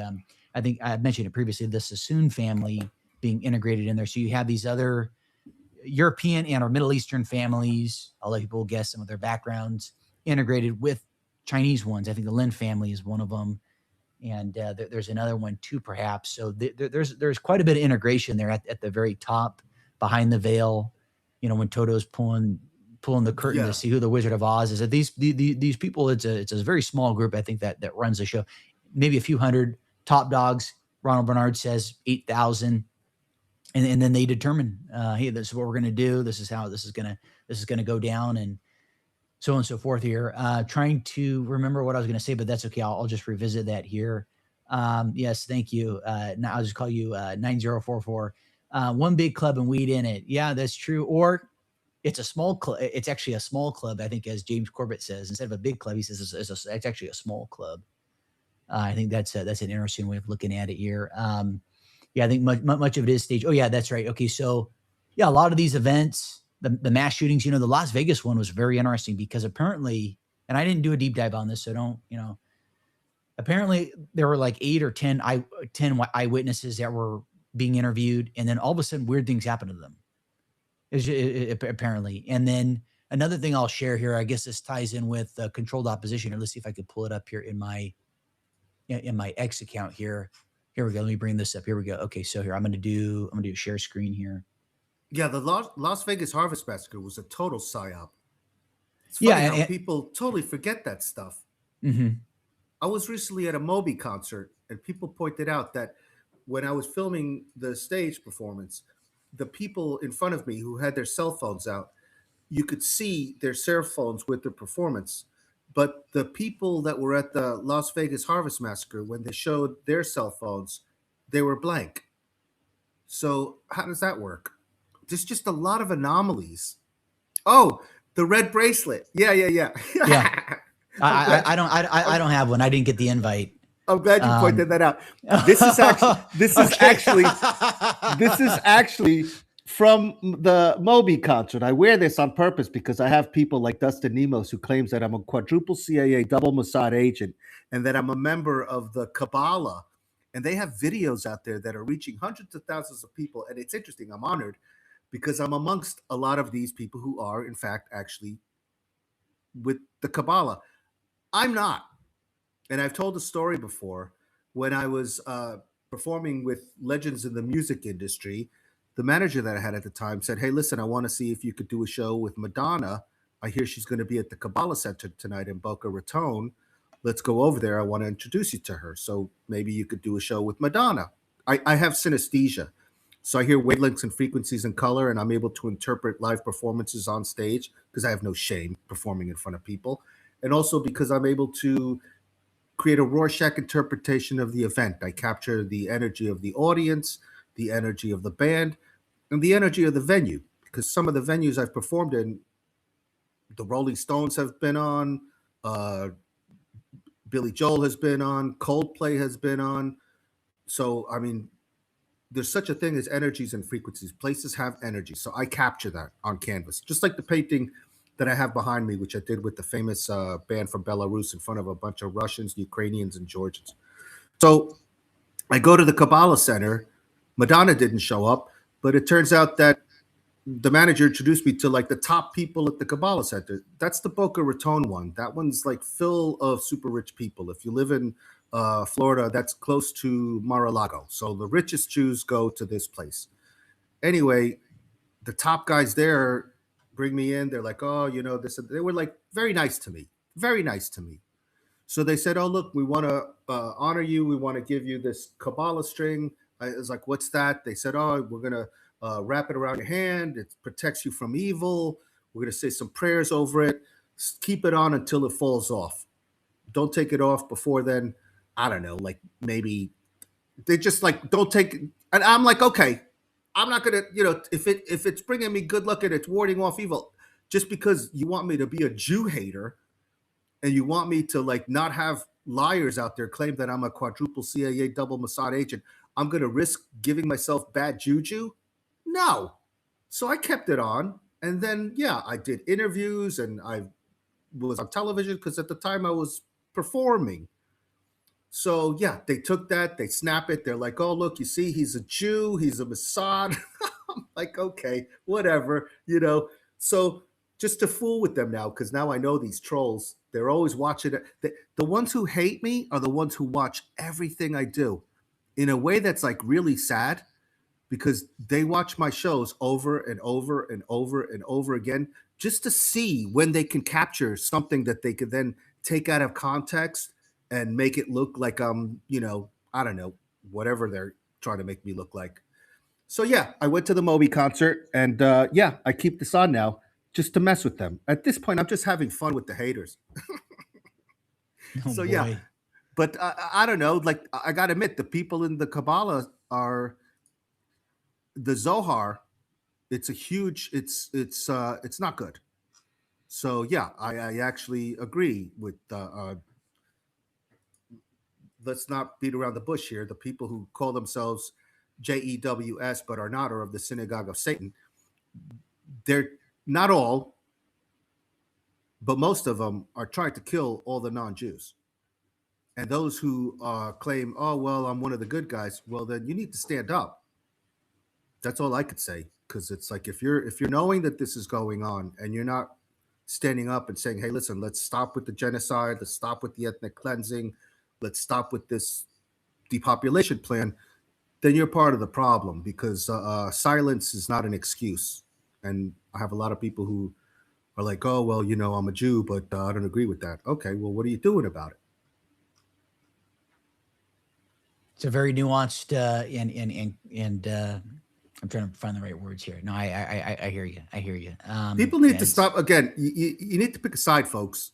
This isn't time to say, "Oh, well, I kind of like the Jews. I know they're trying to kill us, but it's not all of them." Okay, I know it's not all of them, but can we identify the ones that it is? Can we start with the ones that are, like Benjamin Netanyahu and that other guy, the fat guy who's running around like Is it Ben Sod- Gavir?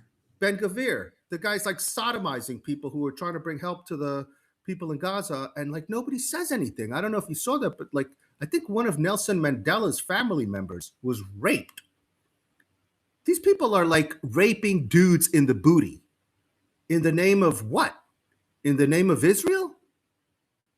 I interviewed a guy today, smart guy from Sweden. Again, everybody's afraid of saying anything about the JEWS. Meanwhile, they have no problem saying they want to kill us. I mean, I've played videos. There's so many videos out there you could see of them saying that they need. That's the plan, by the way, folks. In case you haven't caught the memo, they see the United States of America as the new Rome. And so, if you wonder why the United States is in such a mess, from the top down, like I said, I was warning people since 1990 because when your military is toxic, you've got a problem because they'll turn their guns on you. For Israel, remember, the IDF now is aligned with the US military. So, hello, we're in big trouble. And it's by design because they have to destroy the United States. I found this out when I moved to China, by the way. The Chinese are totally hip to this. So you're absolutely right, Christian. The Chinese are in on it. The Iranians are in on it. The Russians are in on it. The reason why nobody's really doing anything is because why interfere with your enemy when they're in the process of destroying themselves, like Art of War with Sun Tzu? The Never United inter- States, yeah, never interrupt your enemy when it's in the process of destroying itself. The United States is a mess. Russia sees it, China sees it, everybody sees it. When I was living in China, the Chinese told me the whole plan. They said, Victor, this is how it's going to be. Right now, the United States is number one, but not for long. China's going to be number one. Russia's going to be number two. India's going to be number three.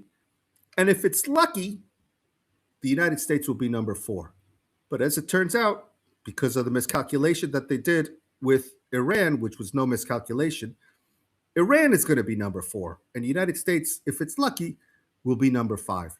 So that's how this whole thing is working out. That's why China, they're so far ahead with their AI, which is another reason why people may be thinking that those are used as FEMA camps, because China doesn't have the number of data centers that the United States has. And yet they can capture everything. They knew when I was there, I was on my best behavior. I will tell you that. So there is something to be said about 24/7 monitoring. But I was different because I was there as a cultural ambassador and I was meeting with the billionaires and stuff like that. So my life was totally different than the regular Chinese, some of who were starving to the point where they have to eat baby soup. I'm not exaggerating.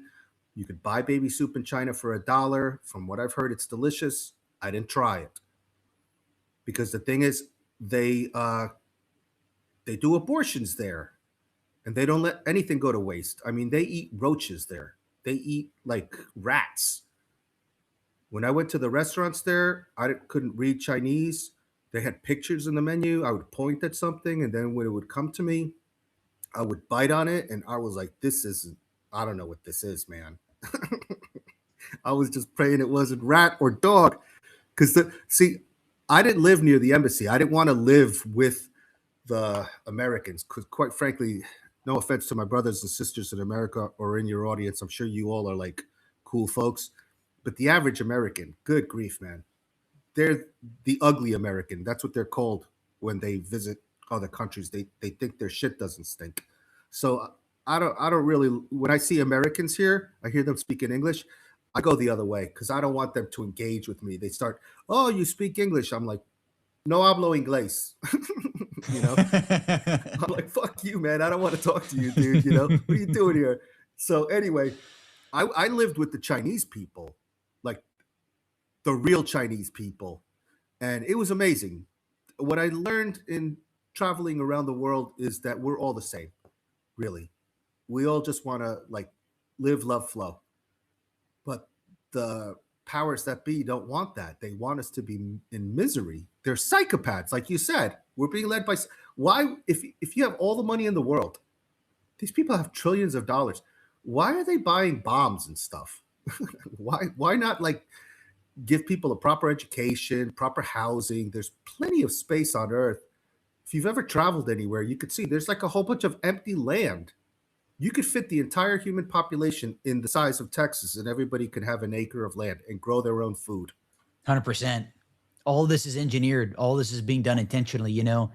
Not far from my house, there's supposed to be this master plan development going on, and some people are protesting and upset about it. And I can understand it from different angles, but I'll look at it this way: you have a housing crisis. You have so many people, people well into their middle years, even in senior years, who are totally dispossessed of home ownership. I mean, they're not going to get a home unless something changes. And so there is just so much land. It's amazing how vast not only a lot of the states are here in the U.S., but also much of the world. I mean, just vast swaths of land, and all by design, right? Energy crisis, oil crisis, water crisis, this, that, and the other. It's 24-hour news cycle courtesy of a Ted Turner. By the way, Christian, have you seen the small houses that they're building in California? Did you see that? Is that kind of like the what's it called? Boxable? It, they're smaller than a shed, and I've seen some of the stuff. I mean, you go to Home they're Depot, you go to Lowe's. That is your new. That I don't know. Yeah, yeah, yeah. That's your home.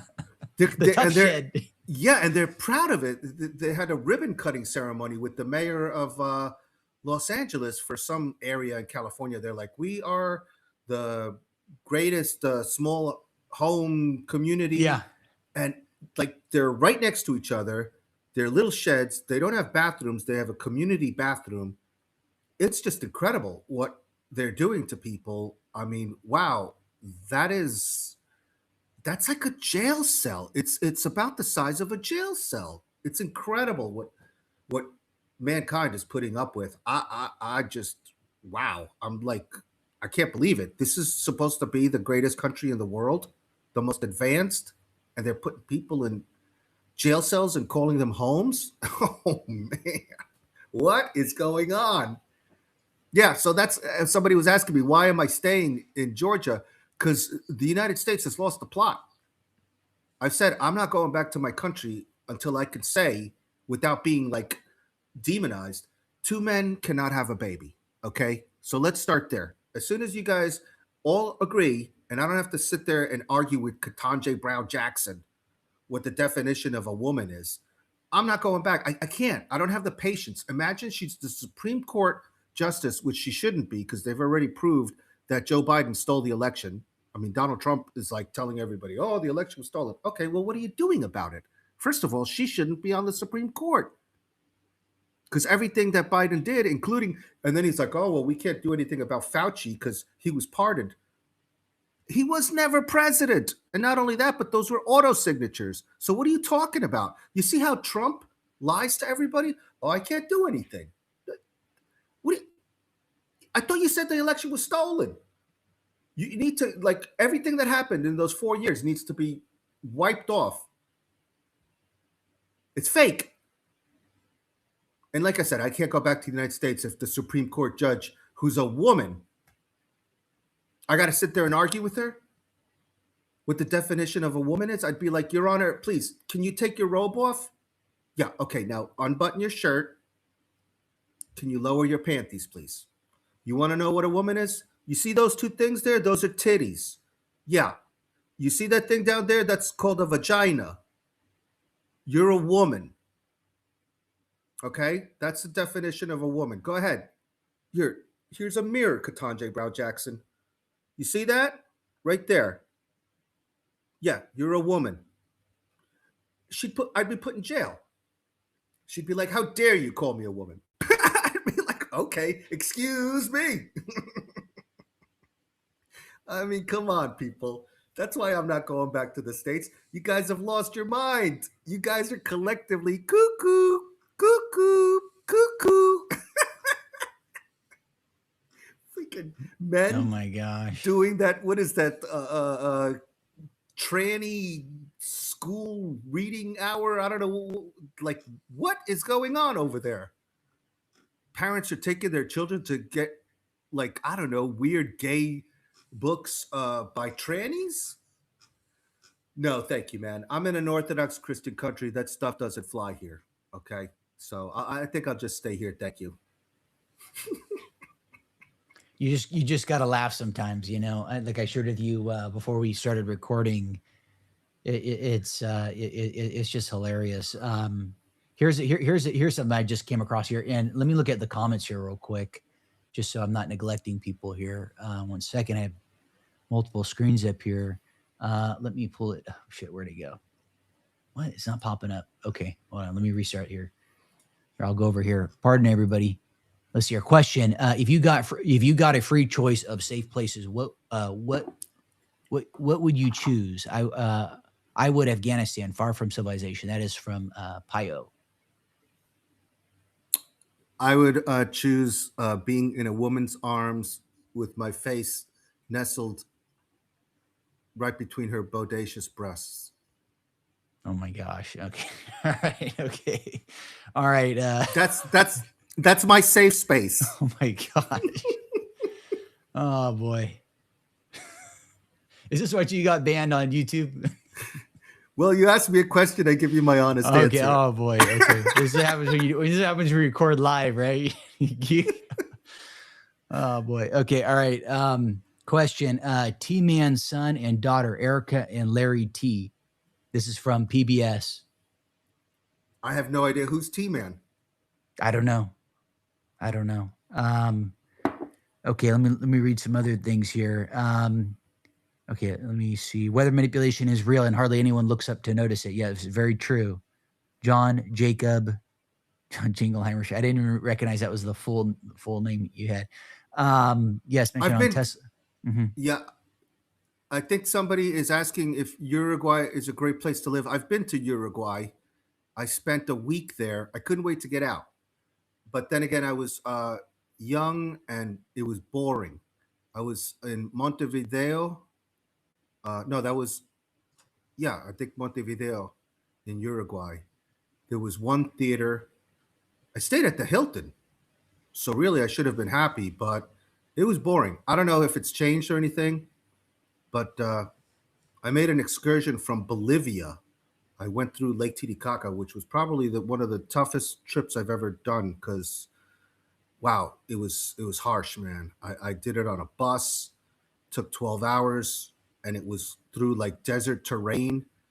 The people that were in the bus were the locals, and they don't bathe. So the stench was horrible, the body odor, and it was packed. So, and then there was chickens and all sorts of livestock in there. So, like the chickens were flying over my head. The people had their arms up, and I was like, "Oh my god, I couldn't breathe." And then I would open the window to try to like put my head out to get some fresh air, but then the sand would just pelt my face. So, my god, it was horrible. It was really horrible.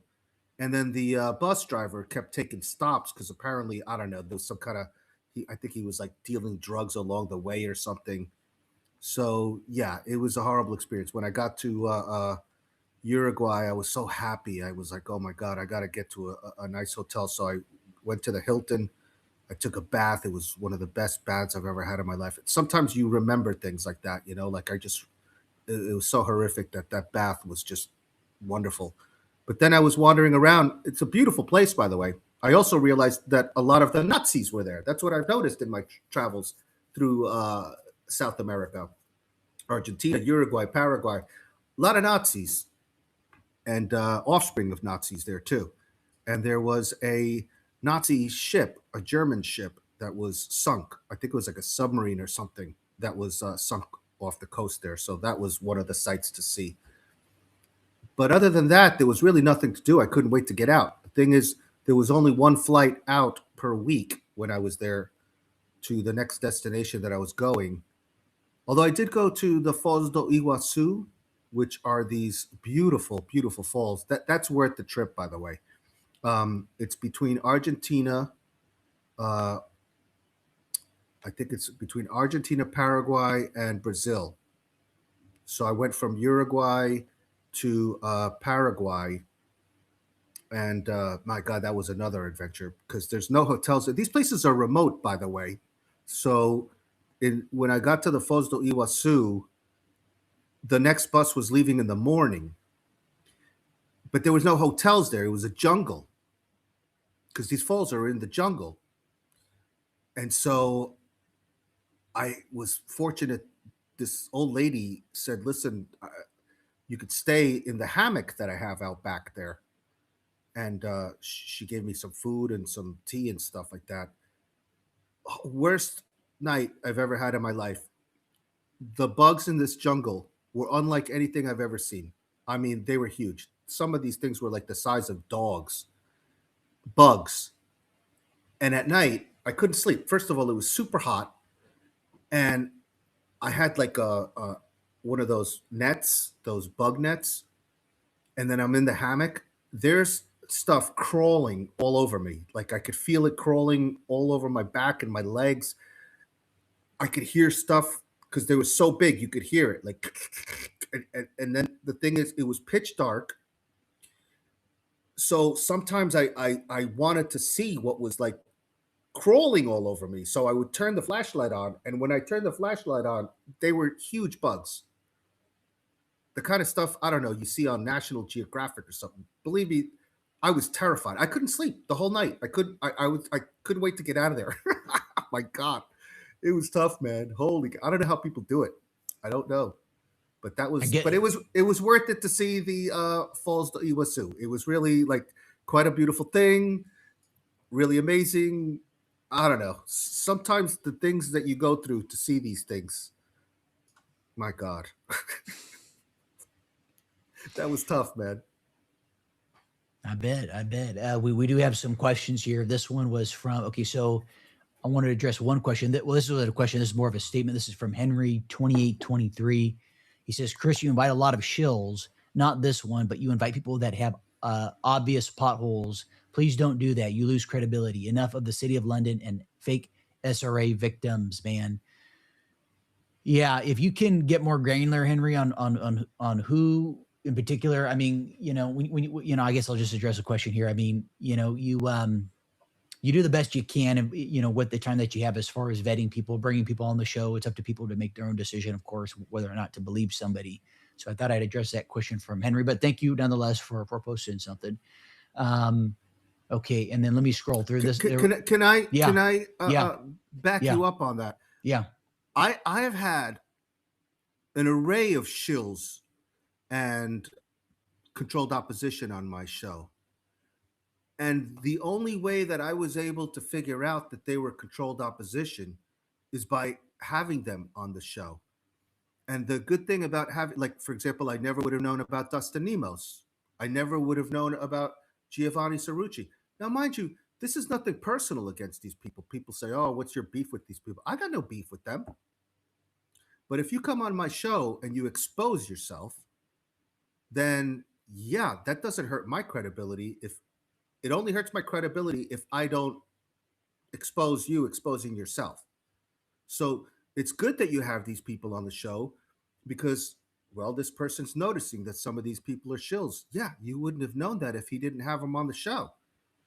And then what happens with me is they come on the show and I take out the clips like I did with Giovanni Cerrucci. I played the clip where he literally lied during a live stream to the person he was debating with, Jim Rizzoli.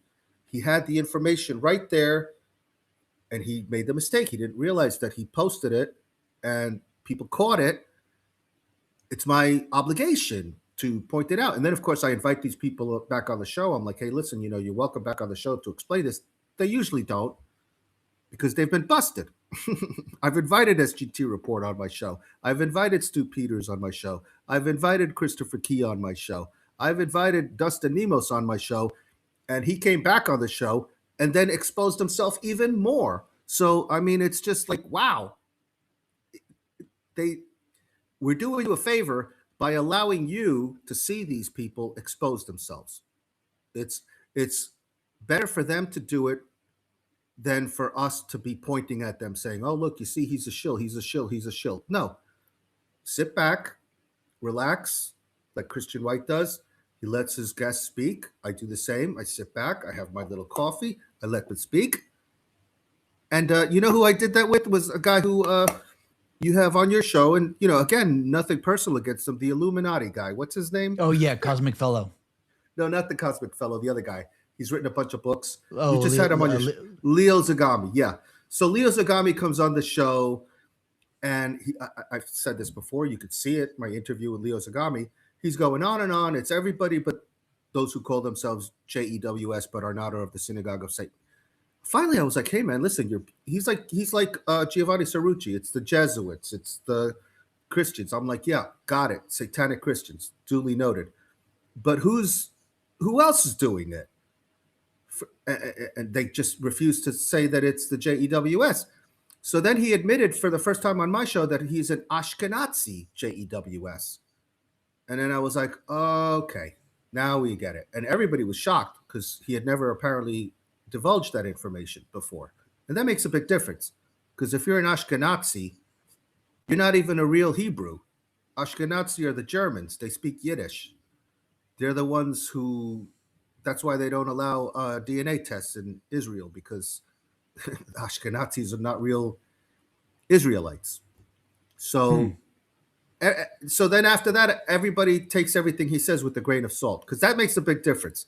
You know, like if you're an Ashkenazi and you're claiming to be Illuminati and the high levels and everything, by deception we shall wage war.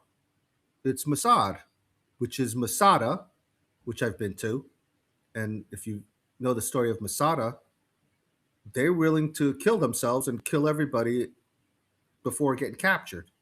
So we're dealing with psychopaths who claim to be a religion. Unfortunately, most religions are led by psychopaths. That I did. That I definitely agree. Leo did share that with me, the Ashkenazi side. And I guess I'll just throw this out here just to trying to think of the right word to use. He has touched on the Sabbatean Frankist element. So I hear where you're coming from, but I'll just mention that I think there's some, from what I have gathered, and again, I by no means am purporting to have it down. I do think you have these different occult societies, and at times they work in cahoots, and at times there's infighting going on, and I do think that there is this Sabbatean element with a Jesuit element. That's what I hear quite a bit from people. Again, I can't say with certainty, but that's why I don't say JEWS, because I feel like it alienates people. And if I was a JEW, I would not.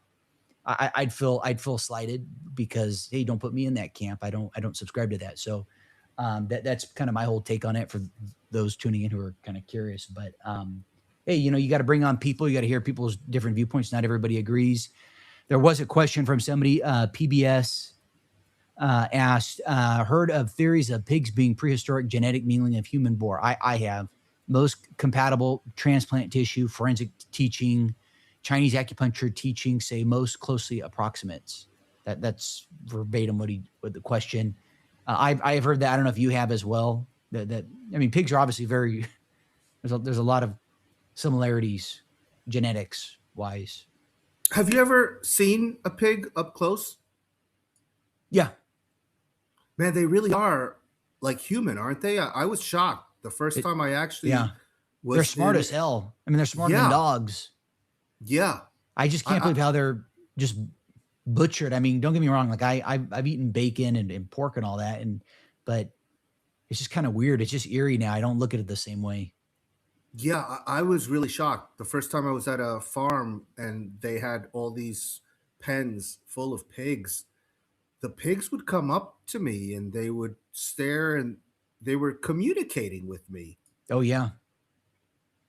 And I think they knew that I liked bacon because they were like, "Hey man, what's the deal?" And I was like, "Man, you're tasty," you know. I was like, I gotta be honest with you, man. You go well with eggs, you know.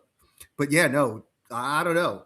I know that they are doing things with pigs because they are so closely related to mankind. I'm not surprised because men are pigs, you know. So I guess that's why that saying is there. Men are pigs. But yeah, there's just I believe we were genetically engineered by, they call them gods or God or whatever, but they're doing it right now. They're literally geoengineering us. They're making us into transhuman. They've already said that transhumans are a new species. So, and the courts have already said that if you have mRNA and you've taken the jab, that you are now the property of the people who are the patent holders. So yeah, and I just want to say, Really? yeah, that's been passed by the court. Also, I do want to say, uh, again, I like Leo Zagami, and I am actually hoping that he will come on the show with his wife so that they can do a cooking show. His wife is great; she's super cool, and yeah, I have nothing against these people. And yeah, I agree with you and Leo that it's not just the JEWS. It's I call the Satanic Christians, the Jesuits for sure, and the Muslims. They're all working together. This is all coordinated effort. These are psychopaths at the highest level, that are using every single weapon in their arsenal, from religion to mind control to wars to propaganda on the television and the music and the alternative news media. They're using it all. They're It's not easy to kill off 8 billion people. So you got to take it all out and do it all. And I see what they're doing. I mean, if I was a psychopath, I'd be on their team. I just, it's not in my nature to be so cruel. The Ronald Bernard interview ties in with that psychopathy, and the need to put your conscience in the freezer. I think was a verbiage he used. Wow. That's a really good interview he did in Dutch. I'm looking here at the comments here. Christian White is a great host. I appreciate a host who listens to their guests very nobly. Thank you. I appreciate that, John Jacob. I'm looking through the comments here. Question: strange genetic of potatoes, only vegetable that stinks of rotting flesh, propagated by old royalty for the peasants. Weird stuff. And then the other question that they had was, let me scroll through it here. By the way, on that topic, do you Yeah. know anything about corn? I'm told that they don't know where corn came from, that that's something that people think is alien in nature. Have you heard about that? I always thought corn was from the Americas and then was discovered when Europeans came over here. But I'm not, I mean, the corn, I guess that ties in with the Aztec and Quetzalcoatl and this entity or entities that came and bequeathed resources and such. I mean, Yeah, no. this if anybody in the audience can answer that question, there's something strange about corn. I did not know that. Somebody told me that they haven't figured out. They think it's an alien thing that was put here. Mm-hmm. Yeah, my personal take, I do think, I do think there's a good, I mean, I definitely think there was some intelligence behind humanity, like full stop. I think we're a soul. I think we're obviously limited by our senses because of, what you can hear, see, smell, touch, taste, and that there's this whole other dimension reality that exists that you're not aware of. And I think you can tap into it, whether that's through meditating or through other vehicles. I think a lot has been obfuscated from historical, biblical things. I think things have been tweaked and omitted because I can't help, and I encourage anyone in the audience to challenge or post things. But I feel like if you know the world is basically run by um, basically satanic pedophiles who are involved in human trafficking, and they're these bloodline families, they're running it. Why would wouldn't they tweak religion? Wouldn't they do things where they obfuscate, where they intentionally omit certain things so they leave you bereft of the full picture? You'll get breadcrumbs here and there, but you don't get the full scoop. And that's how I look at it. I think these people have a better take on reality in the universe than what we know, and I think that they have had agents in science, in institutions, lead people astray towards different narratives. And so I think that, like, apparently they're into this astrological stuff, the whole date and time. I mean, they created it. I mean, somebody, it's just art, and so I feel like things have been things have been omitted and tweaked. And I mean, who has the time to sit there and go down the rabbit holes? Most people obviously do not have the time. Most people are very busy, so that they don't have the time to do that. They're doing that now because this young generation who's grown up being babysat by cell phones, they don't know what it's like. I don't know if you remember, but I grew up without cell phones, and I remember that there were pay phones that were a dime, and I remember being able to, like, I was walking around the streets as a kid. I I don't know, and I grew up in New York. So to me nowadays, it sounds like you can't even have your kids walking around. They arrested a woman for letting her kid walk to the playground. They said that was child abuse. So yeah, it's like really weird what's going on now. But once the boomers die off, which they're dying off, and they've made themselves so despised that people can't wait for the boomers to die. Again, I'm not painting with a broad brush, not all boomers, but a lot of them are just really selfish. They have allowed a lot of this to happen. They never stopped it. And then the people that are, I don't know, whatever the generation after that is, Gen um, X. Gen X. I think that I yeah. call us all the lied to generation because it doesn't matter if you're a boomer or if you're this new generation. It's all been lies. The older I've gotten, the more I've realized, wow, everything, pretty much everything. I'd say 90% of what I thought was true are lies. And that's why that person who asked, why should we believe you? I'm telling you, don't, because I don't know everything. I'm learning just like you are. But you got to put in the work. And work isn't just reading what other people write or hearing what other people say. You got to get out there. You got to. That's why they're trying to stop the travel, by the way. And that's why they're limiting the passports and having you live in a 15-minute city and they don't want you to get out because the reason why I've learned all this stuff is because I've actually gone to the pyramids in Egypt, in Copan, in Mexico, in Guatemala. I've been there. I've seen it with my own eyes. I've touched it with my hands. I've walked it. And then I've been to places that I'm told not to go, like China. They were like, "You're crazy. Are you a communist? They're going to kill you over there." My God, totally different. That's not the experience I had. Granted, I escaped because, yeah, you get a letter from the State Department telling you you have 48 hours to escape or you could be killed or held as a political prisoner. I don't know about you, but I'm not going to sit around and find out if that's true or not, especially when they cut off my electric and my power and they lock the building and I'm left without food or water. So, no, I don't care, people. Oh, you're a coward. All right, call me whatever you want. I'm still alive, and I'm here to talk about it. But you got to take these chances, folks. You got to get out. That's why don't let them limit you to a. That's why if they start saying with the vehicles now, I remember when I used to just be able to get into my car and drive. I used to drive from New York to Los Angeles. It's a beautiful drive. It's a beautiful country. The United States of America is beautiful. The people are great. But if you don't I think leave, so too. if you don't leave your 15-minute city, you'll never know. Well, they've done a great job of dividing everybody. You touch on the boomers. I'm not a I don't I'm not I don't I'm trying to word this right here. I don't like the term how I mean it's just like how people chastise the younger generations, Gen X or millennial or not Gen X, Gen Z or millennials. I feel like that's just designed to just create more havoc. I mean, I do agree in that there were people within the boomer cohort, the leadership that helped to bring about a lot of things. No question about that.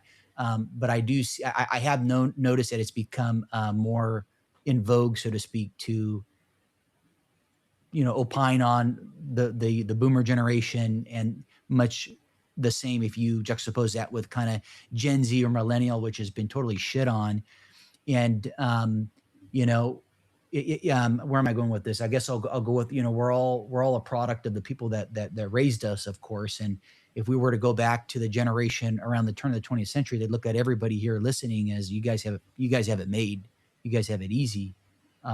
And so it's just kind of interesting to see. I'm just throwing that out there to address that. And then what was I going to comment on? I don't know where I was going to go with that, but yeah, it's just a lot of division being created is what we're all observing here. And I'm looking at the chat here real quick too. We're at about 100 people watching here. Um, Maybe if we were doing some of these music videos, Victor Hugo, we'd have a bigger audience. At again, I agree. That's Yeah, check some of these music videos. I'm telling you, I watch it, and why aren't they getting censored? I mean, the crap, the stuff that's in the videos, there's so much. It is so detrimental to society. They're good, but if you talk about other topics, you're gone. You're gone. well, you got So to remember who controls the yeah, music industry, who controls Hollywood, who controls the internet. It's not the it's not the Jesuits, folks. And I know we're not allowed to say it's the JEWS, but again, we have to be able to say who it is and who's controlling this stuff. I mean, hmm yeah, it's the hidden hand. I get it. And they're using the JEWS to play the victims. And I think it was Michael Yard who says that victims are the biggest predators, and they're the ones who are creating these wars. So yeah, professional victims is what they're called, and they're doing a great job at it. Oh So yeah. beware of these professional victims, folks, because that answers your question, Christian. Why are we being censored? Hmm. Because we're not professional victims. Yeah. I'm I, not I, complaining about it. I take it as a badge of honor. If I'm censored, it's because I'm over the target. They wouldn't be censoring me if I was like Dan Bongino or any of the what's his name, Benny Tim Johnson. Benny Johnson or Tim Pool. These guys are all like I Tim Pool. cannot. Yeah, Tim Pool was with Netanyahu. I mean, give me a break.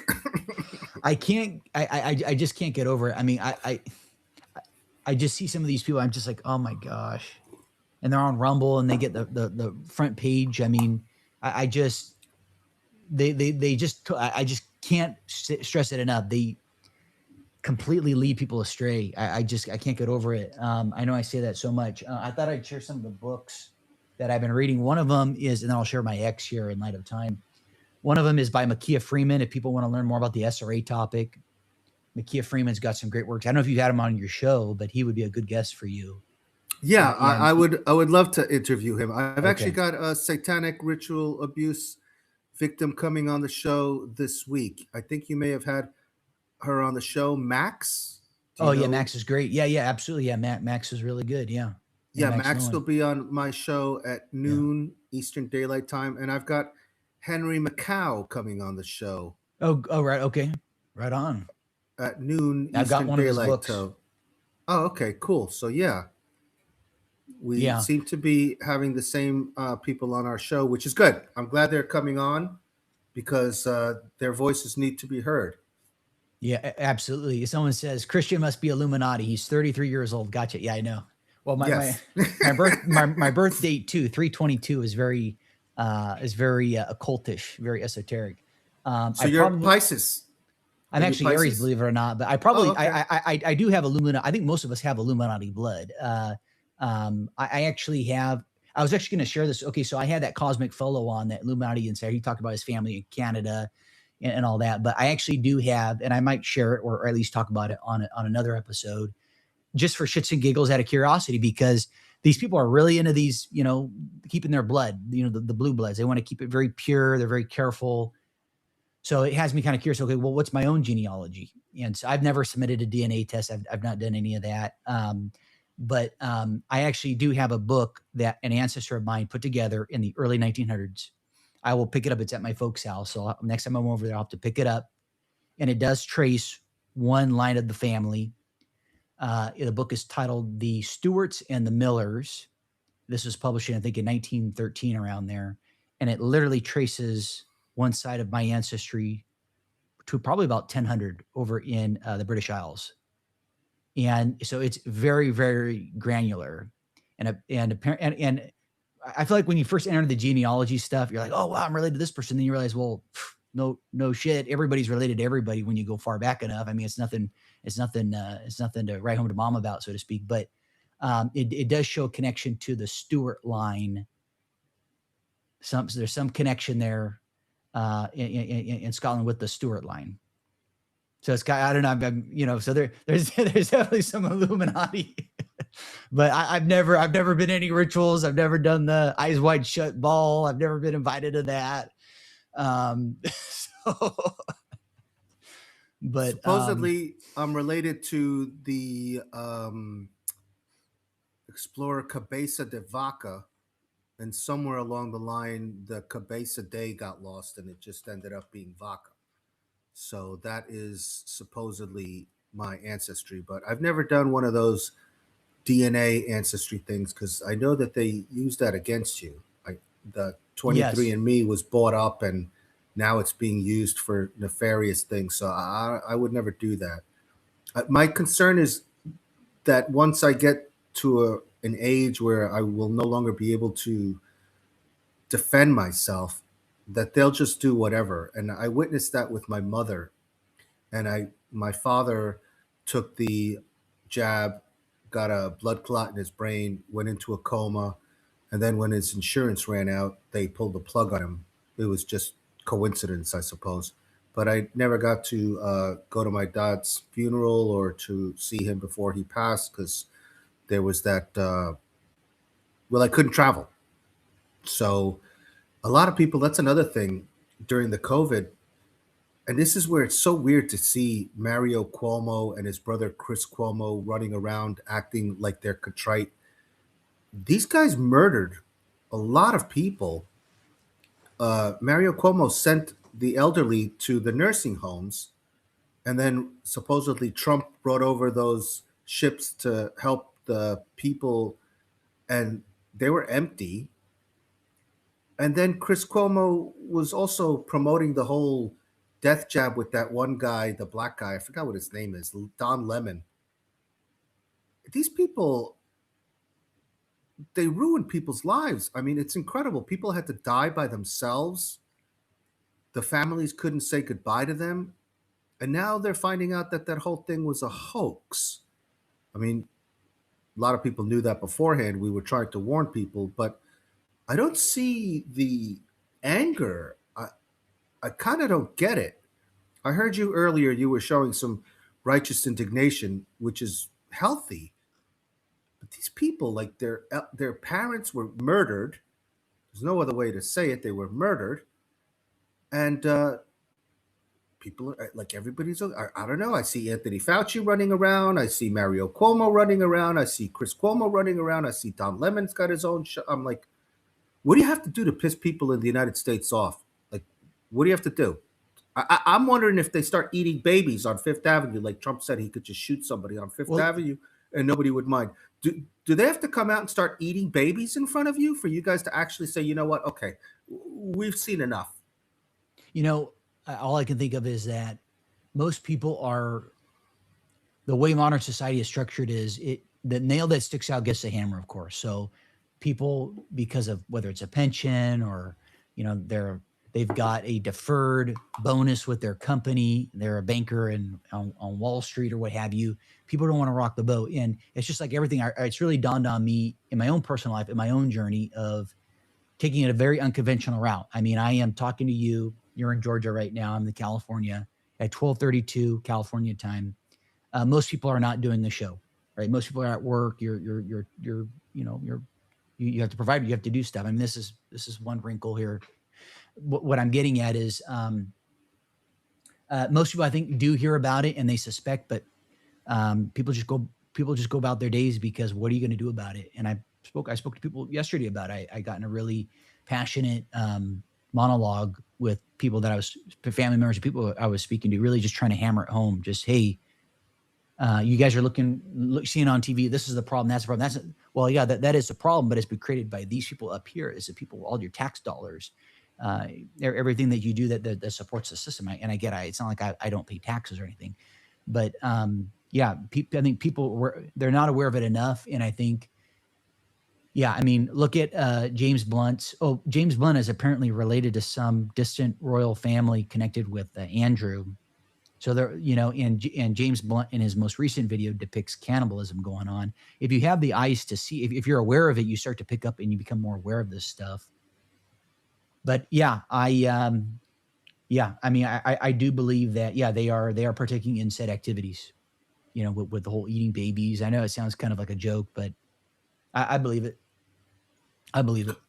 Wow. So can we go back to what you said about James Blunt being the guy that was with his hands behind his head as the actress was brought into his room in that yacht? Yeah. Yeah. You want me to, I I just could, I just saw that video, but she never named names. That's the other thing that's weird. Like people don't name names. What's wrong what, with people? It's not about being a tattletale, by the way, or a snitch. It's well, that, about like these mhm. people are trying to kill you. These people are pedophiles. They're cannibals. They're psychopaths. If you stay, like now she's dead. I'm like, Yeah. if she would have said, yeah, it was James Blunt and Oprah Winfrey brought me into his room and the ship was filled with, so and who, then at least like people could beware of them. But now Maybe it's James Blunt. I heard it was James Blunt. I don't know if it was James Blunt. I can't go by that. People need to start dropping names, man.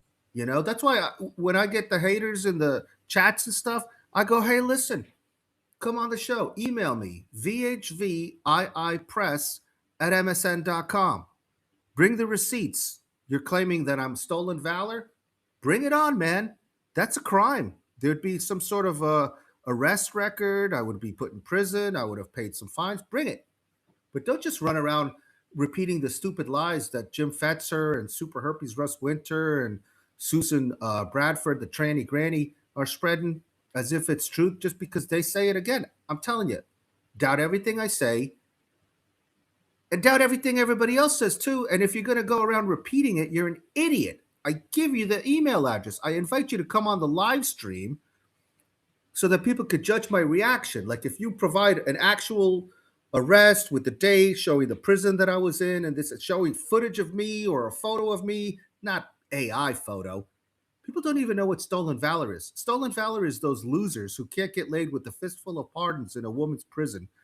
They're so desperate, they go to like an Army Navy store, they buy somebody's dead uncle's military uniform, and then Yep. they go to another Army Navy store and they buy like a Purple Heart and all these. They sell them for like $1. You could buy all Yeah. the medals you want, and then you stick it on yourself, and then you go to the local, I don't know, Army. What is the Legion Yeah. Hall, or The Foreign yeah, Legion or something. yeah, you, Yeah. you go there and you sit there at the bar and you're hoping that some drunk woman comes over and she's like, "Oh, really? You're a war hero," and then you hope you can maybe get lucky with that. So that's what they do. Or during Memorial Day or Veterans Day, they wear that at a parade and they hope again that they can get laid. I'm like, listen, man, I don't need to be wearing a uniform and I don't need any medals to get laid. So why the hell would I be parading around like stolen valor. There's a lot I of that mean, out there. I've run into a number of people. There's so much of it. Yeah, yeah, it is. You hear a lot of it. Even people inflating their time in the service, like what they've done. I mean, some people will talk about they've done this or that, and you find out they're a cook. I mean, yeah. which thank you for serving as a cook, but it's just people don't know the full story, and it's the same thing with all the branches too. I'll just touch on when people think of Marine Corps, they think of, oh my gosh, you were in the action, you're rifleman, dude. You could be working a cash register someplace or working in admin, or they think Navy, or you think you're just on a ship. I was never on a ship. There are so many different things you do, or Air Force. People think, oh, you're just you're in an office, air conditioning. Well, there's pararescue. There's a lot of other Air Force elements that do a lot of things out, boots on the ground action, or the Army. So it's there's so much more to the story that most people are not aware of, and the politics of it that you touched on. Yeah, it's you gotta love it. What was going to pull? I'm looking at the comments here. Pete Buttigieg did that. He was in Iraq, but he was in a air conditioned office and he was doing paperwork. So yeah, he was claiming that he was this, that, and the other thing. But again, it depends on where you're at. He wasn't Yeah, out there in the field. So a lot of people are BS. And then I have people go, "Oh, you were never active duty." If you go to the U.S. Naval Academy website, right there on the front page, it lets you know that midshipman officers who are just underneath an ensign, so it doesn't matter. I was a midshipman officer. I rated a salute from people who were master gunnery sergeants who had been in for 25 years and over. They had to salute me, even though I was 19 years old. I was still rated a salute. Not that I cared about that. As a matter of fact, I was really easygoing. Whenever I would step into a room, they would jump up, officer on deck, and salute me. I was like, listen, at ease, relax. It was really weird because these people were like much older than me, and they were standing up at attention and saluting me and kissing my ass. But then I noticed the psychopaths that I was with, the narcissists, they would make a game out of it. They were these plebes, is what we were called. We were like the lowest ranking officers, but nonetheless, we were officers and we were active duty. There's Jim Fetzer, Super Herpes, Russ Winter, Tranny Granny, Susan Bradford. All these are deceivers. They're Project Pogo agents. Their job is to make you doubt but again, I'm sending you to where you could verify this. These psychopaths would walk in and out of a room just to make these poor old guys jump up at attention and then sit back down and then jump up at attention. They made a game out of it. I was like, man, just because you can doesn't mean you have to. You know, these are the guys who rape girls, who sexually abuse them because they're out on an aircraft carrier. Nobody's paying attention. There's no food. There's no water. There's no toilet paper. There's no tampons. Nobody's going to say anything if I rape you. And even if you do say something like what happened, which I was a witness, they just buried it. So yeah, there's a lot of crazy stuff going on right now in the military. Going back to the topic of this show, if you're thinking of letting your son and daughter join the military, or if you're thinking about it, you're making a big mistake. That's all I could say. You're not protecting your country. That's all I could say. You're protecting the psychopaths that rule over us. So I didn't mean to go there, but no, I mean, no, I agree with you as well. I come from actually several generations of military, and I don't look at it in the same way I did. And I think again, one of the books that really does it for anybody who's interested in going to the military is Smedley Butler's War is a Racket book that he published, which is just a really great diatribe he did on the powers that be. Because I do look at it now is that if you're you have this is how I look at it. The very top is absolutely nefarious. And then the middle management, there are genuinely good people in the military, salt of the earth, people that are not aware of the grand scheme, but good. It's just like people in the banking industry or in bureaucracy. The lower middle management, they think they're doing their part. They're not doing crazy rituals or whatever, trafficking people. But yeah, the very top. So yeah, I don't look at it in the same way. And what was I going to mention? By the way, we've been going such a long time. My energy has actually waned. I'm almost so tempted to just go grab a little snack here just to recharge. I've been getting up at 5 o'clock in the morning. I've been getting up early again. I've been getting tired, probably because the sun's been going down. And so, but I'm doing good here. I've got my. You can grab a snack. I'll keep your audience entertained. Yeah, I've got my green my super greens here. So, nice. I know I might run down here real quick. I'm actually really enjoying this because this is more of a very casual, relaxed, instead of this very buttoned up, whatever you want to call it, pre-recorded interview. Yeah, I might step away here for just a moment, just to recharge, just so I have my energy here. But real quick here, I'll step into the chat and I'll answer look into the chat. Questions from the audience. I'll be back here real quick. Yeah, go ahead, and I'll check into the chat here. Let's see what we got. Okay. I've been dropping a lot of crap this session, says PBS Love. Let's see if there's any questions. Belmont East, Palo, Alto, Hillsboro, Fountain Valley, Los Altos, Mountain View. I don't know what that is. That's not a question, but welcome. You. Let me see. Let's see if there's any questions here. Yeah, so many stolen valors. It's so funny sometimes when you can spot that straight away. Yeah, that's just, again, people don't know how to date anymore. I mean, it's just really sad. If you got to enter into a relationship with lies, that's a really bad start. It's difficult to get a man to understand something his paycheck relies on, his not understanding. The thing about that, especially if you're working in the banking industry or if you're a police officer or a nurse or anything, that's inexcusable because the nurses knew and the doctors knew what they were doing during the COVID. And yet they said they were just doing their job. So I don't give these people a pass. And we have to stop giving these people a pass. We need to start holding people accountable. That's another reason this is bad. Like if your mom's a nurse, or your dad's a doctor, or your brother's a cop. I mean, these people.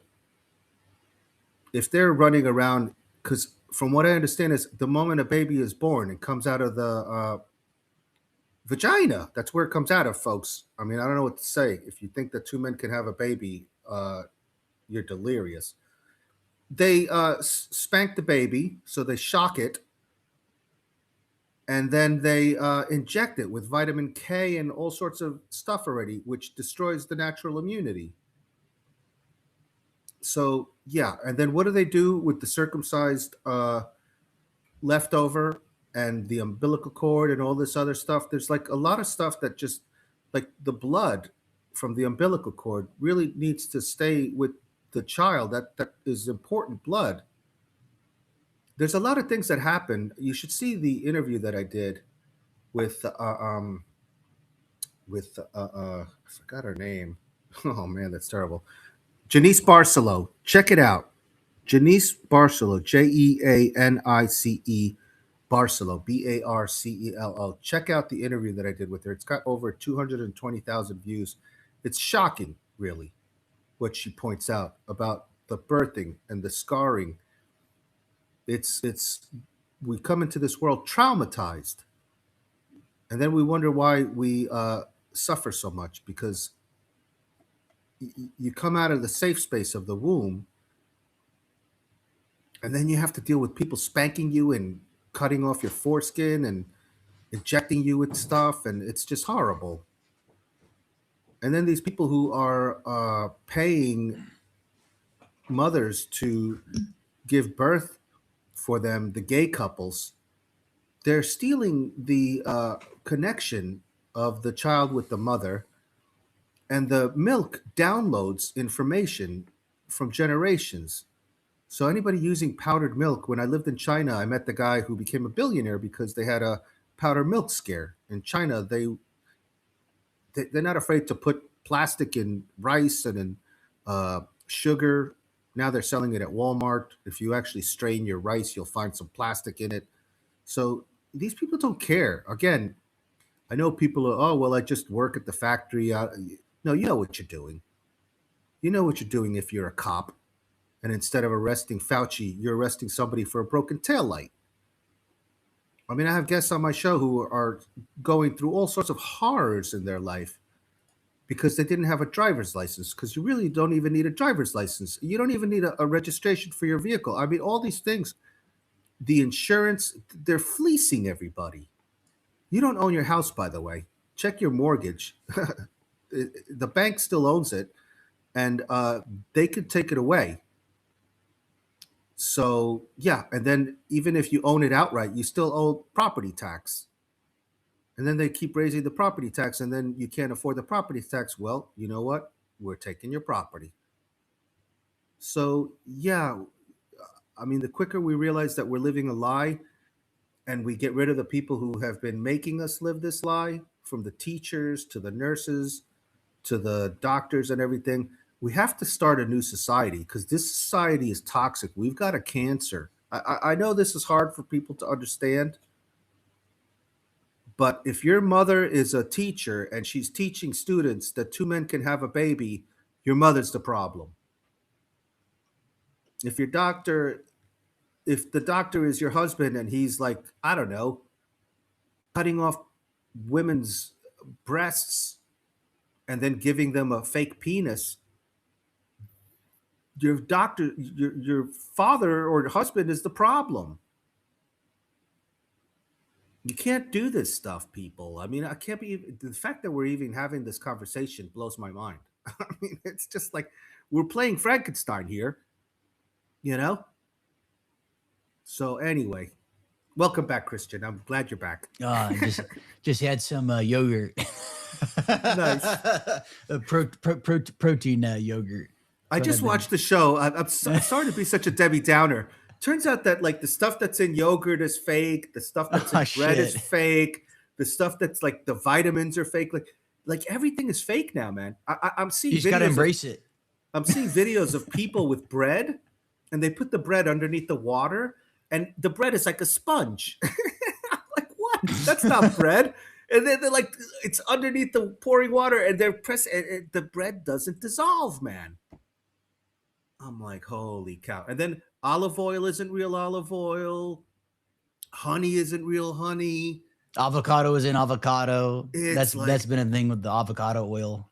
I've seen these watermelons in the United States. They're like rubber. I'm going, what the heck is going on, man? Yeah.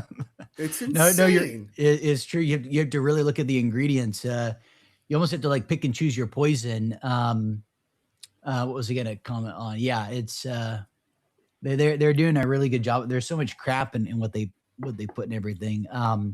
But it's in the You, United States, by the way. I want you to know that a lot of the stuff that's in the food in the United States is illegal in other countries. yeah, So again, I'm wondering, why don't the people fight back? The whole world, I'm telling you, I'm looking from the outside in. When I was living in China, now I'm living in the former Soviet Union. I've lived in Costa Rica. Everybody's rooting for the United States. They love you guys. They love the people, but they're like in shock. They ask me, they go, "Why don't you people do anything?" I go, "I don't know, man." I'm like, I'm trying to wake them up, and they think all I get is heartache for this. Like you said, I don't even know, why I'm doing this. I should have just sold out. I've been offered so many times to just sell out. Oh, by the way, going back to the DeBilson thing, talking about selling out, because I started this story and then I got sidetracked. So DeBilson found out that I had escaped China and that I ended up in the former Soviet Union because I went on SGT report, and he saw the show and he's like, "Hey man, listen, I'm having a cigar right now with General Michael Flynn. I'm at his home in Naples, Florida." He goes, "If you could get some artwork to me," he goes, "I've got my gallery in Delray Beach, Florida, and I'm connected with Kash Patel." And he started naming off all these people in the Republican Party, the MAGA thing. He's like, "We'll hold an auction for your artwork so that you can have enough money to fly back safely and not be left homeless." So I was like, "Wow, great, thank you."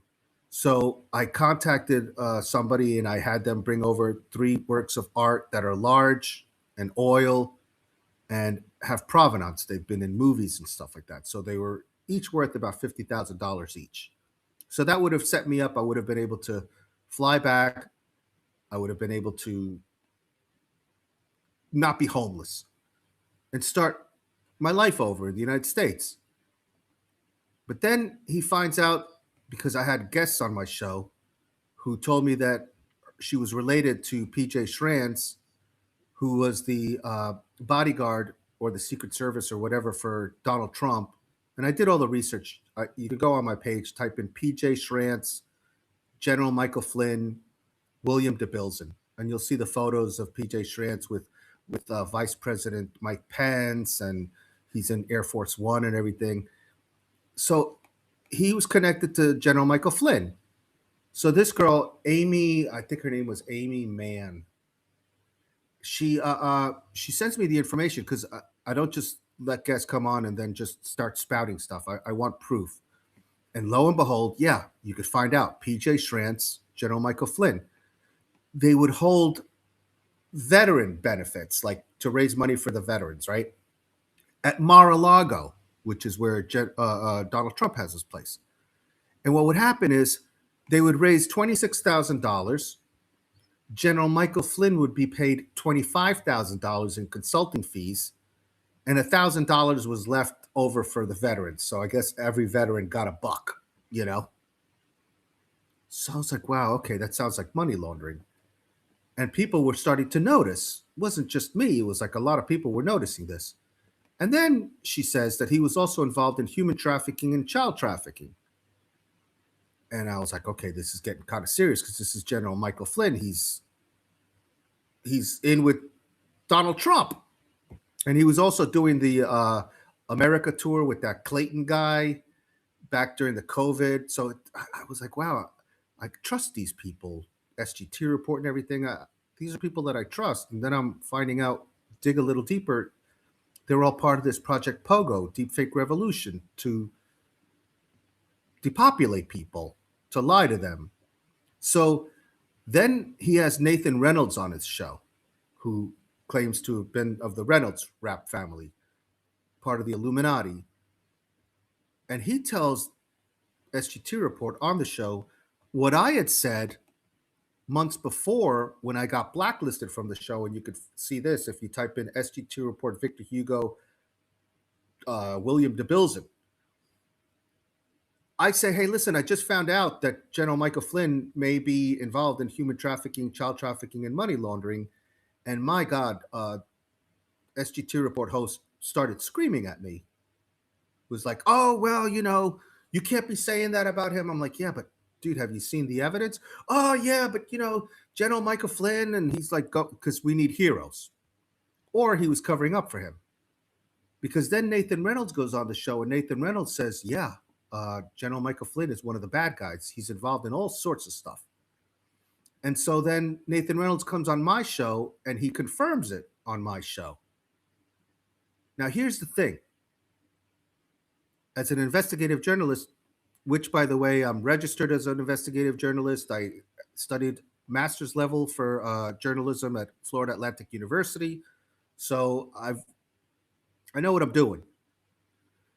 I start noticing that the amount of money that you pay for a child when you're child trafficking is $25,000.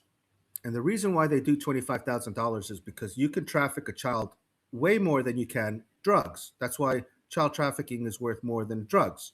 Because once the person snorts the coke or smokes the weed, it's done. But if you sell a child for $25,000, you stay under the radar. And then once that child is done being sexually abused or tortured by that one person, they make another 25,000, then they make another 25,000, and then you can make a lot of money off one kid. And then once you're done with the sexual abuse, then you can sell it for snuff films, because then they kill the child. So that's some more money. And then after you're done killing the child, then you could actually make money by the body parts. You can sell the adrenochrome, the blood, the organs and stuff like that. So then you have that. And then you sell it to the meat, because I got news for you folks. The USDA allows 2% of human meat in all the food. So you can listen to Rabbi Finkelstein. He admits that, yes, they send the meat to McDonald's and other fast food places, and they put it in the ground beef, and you're eating Nancy, you know? So, yeah, then I find out from William DeBilzen that he's going to extort me. I just sent them an email today letting them know, hey, man, listen, I'm not letting this go. Because he sends me emails saying that if I don't stop talking about General Michael Flynn, he's not going to sell my art. As a matter of fact, what he's going to do is he's going to charge me $200 a month for storage. So I'm like, wait a minute. First, you came on my show and you announced to everybody that you're going to be holding a special auction with all these famous Republicans, including Kash Patel and others, to help get me home. And now you're in writing putting it that you're extorting me because I won't shut up about General Michael Flynn. So then I start realizing, holy cow, the art world is where they do the money laundering. And how did I find this out? Because I met a guy who's a terrorist, because I'm in a no man's land. It's a place where it's like the Hotel Continental, if you've ever seen the John Wick series. This is where terrorists, snipers, mercenaries, and assassins come to vacation, because they leave their weapons at home, and this is where they come with their families. Because a lot of killers have wives, children, and grandchildren. So sometimes they need a break from killing people. And this is where they come. So I meet them, I talk to them, and they share their stories with me, because people just want to share their stories. I notice, I don't know, for some reason, they're always telling me like how they kill people. So this one terrorist befriends me. This guy's job, I never knew this was such a job. He sells jalopies to like those suicide bombers, which makes sense, because you don't need to buy a brand new Tesla or a Mercedes Benz or even like a Range Rover or anything like that. You just need a car that's going to put the bombs in the trunk and in the back seat and in the side passenger seat, just fill it up with a bunch of like explosives. And then you just need it to get from point A to point B, because it's going to blow up anyway. So I don't know how this guy finds these people, but his job is to sell jalopies to like suicide bombers. I was like, wow, man, there's a job for everything. So then he says, hey, Victor, listen, I know these people who are involved at the highest levels of central banking. These are the people that you never meet, because money never sleeps. And I learned this when I was in Asia. When the stock market opens in Asia, it closes, then it moves to Europe, and then that closes, and then it goes to Wall Street in New York. and then it opens up again. So the money has to move because there's trillions of dollars that are floating and it has to be accounted for. So one of the ways that they account for it is through art. So this guy also knew my story. He's like, "Hey, listen, I heard you're here and you're stuck here and you're trying to get back home." He goes, "I'm going to put you in contact with this guy who works in Asia. And he is one of the top guys in the central banks. He keeps the money moving. He wants to buy your art because he's already heard about you appearing with Jeff Koons, and we can market you really well. Your art, we're going to make you rich and famous beyond your imagination.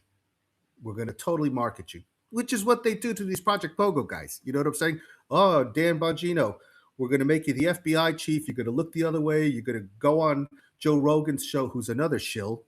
I posted the video on my channel where he literally looks into the camera and says, CIA, if you're out there, hire me. I'll lie to my own mother. I mean, who does that? Joe Rogan does that. Right after that, he gets a $200 million contract with Spotify.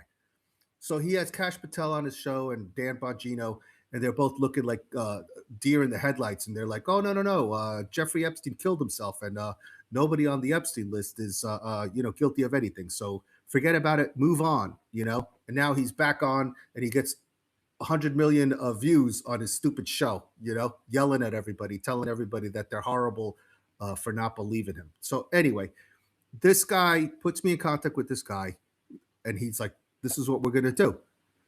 I can't believe I'm talking to this guy, by the way, because this is the guy that you're not supposed to meet these people, but I met these people, and I don't care if people believe me or not. Listen, you could doubt me all you want. I don't care. I'm not talented enough to make this stuff up. Okay. He's like, "Listen, what we're going to do is we're going to buy your art. We're going to start off $32 million. Okay. You're going to keep it for a week. We're going to open up a bank account for you. Don't worry. We got lawyers. They'll protect you. You're going to keep the money in your bank account for a week. And then after that, you're going to send us 30 million. You're going to keep 2 million. I'm listening and I'm like, wow, this sounds sketchy as all fuck. Like this doesn't sound right. So then he goes, and then next month, we're going to buy some more artwork from you. Now that we've got it on the record that we bought stuff, it's going to be different buyers, of course. Can't be the same buyer. They know how to listen. Art is money laundering. So they said, okay, we're going to give you 35 million for the next one. You're going to keep 3 million. You're going to give us back 32 million. And then you go, by the end of the year, you're going to be like a multimillionaire. Don't worry about it. So I didn't take it. I didn't take it. I knew that it was like, I didn't take it. It's wrong. Okay. I'm not saying my art isn't worth $32 million, but not coming from these people. So then I realized, okay, I see what's going on here with William DeBilzen now.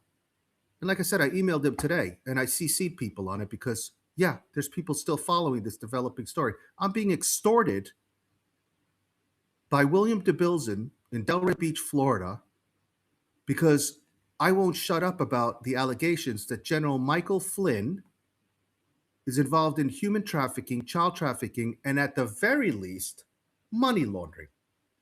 Because that's what William DeBilzen is doing. He's laundering money through his Delray Beach gallery. So, yeah, there's some serious stuff going on, folks.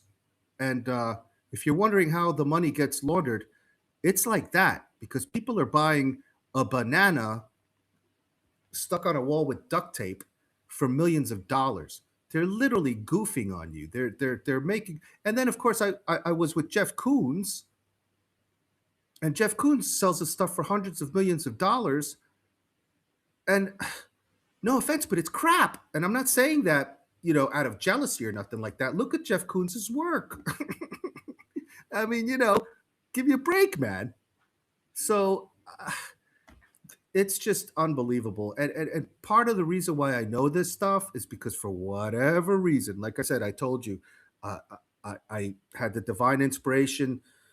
God, the creator, spoke to me, said, you're going to be a modern art gonzo journalist.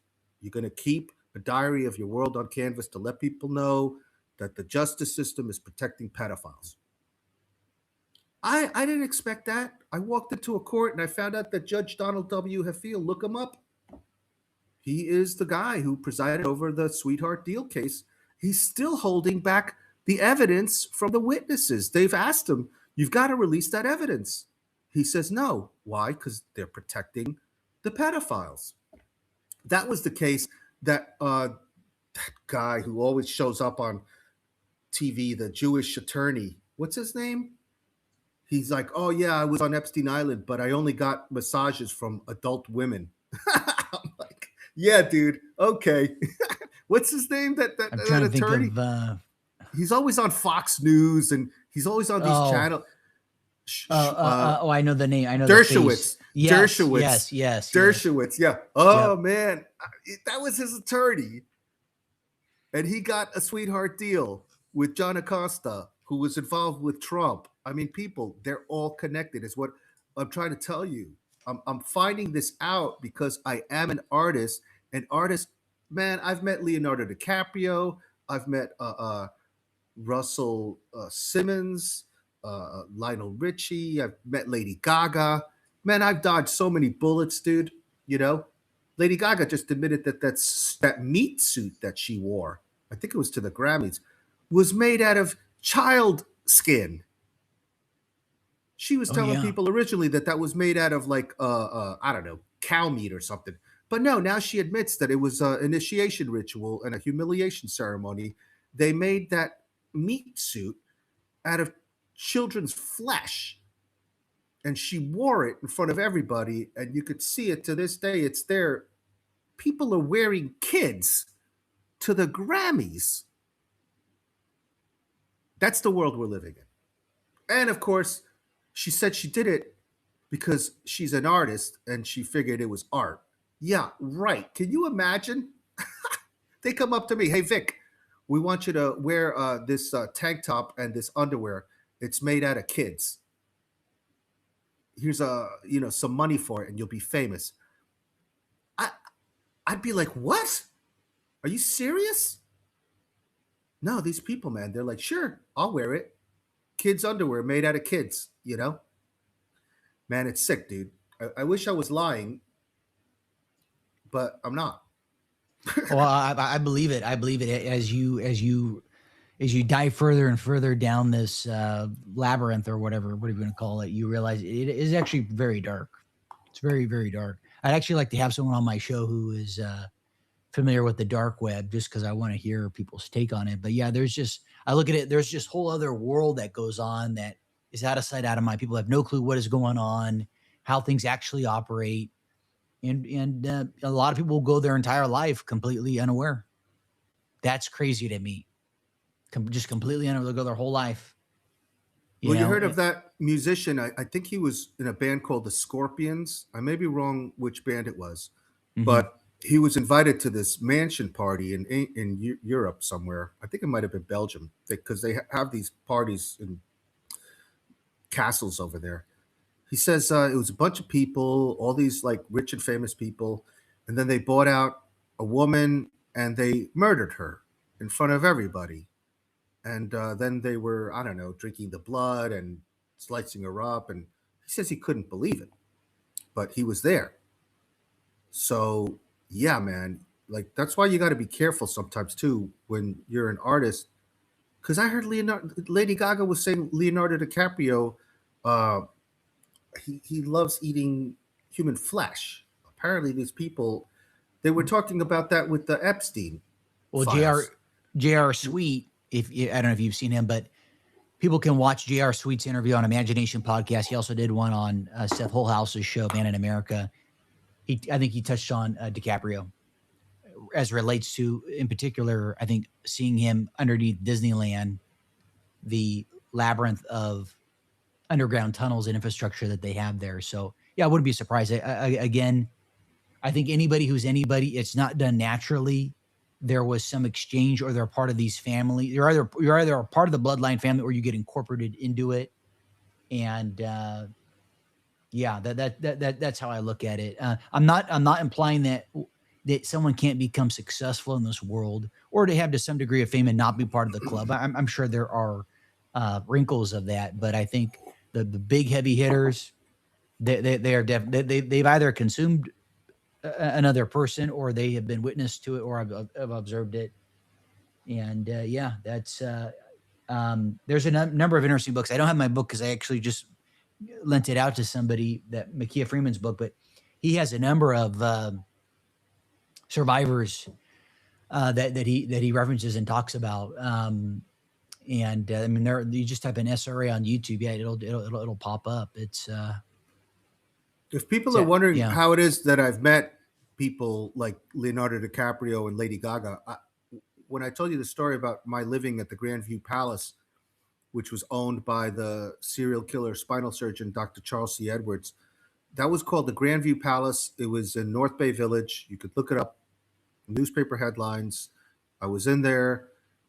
And so I would do shows with the modern art music movement, the fusion of art, music, film, fashion, literature, and education, fostering peace, love, and compassionate wealth worldwide. You could look it up, it's trademarked.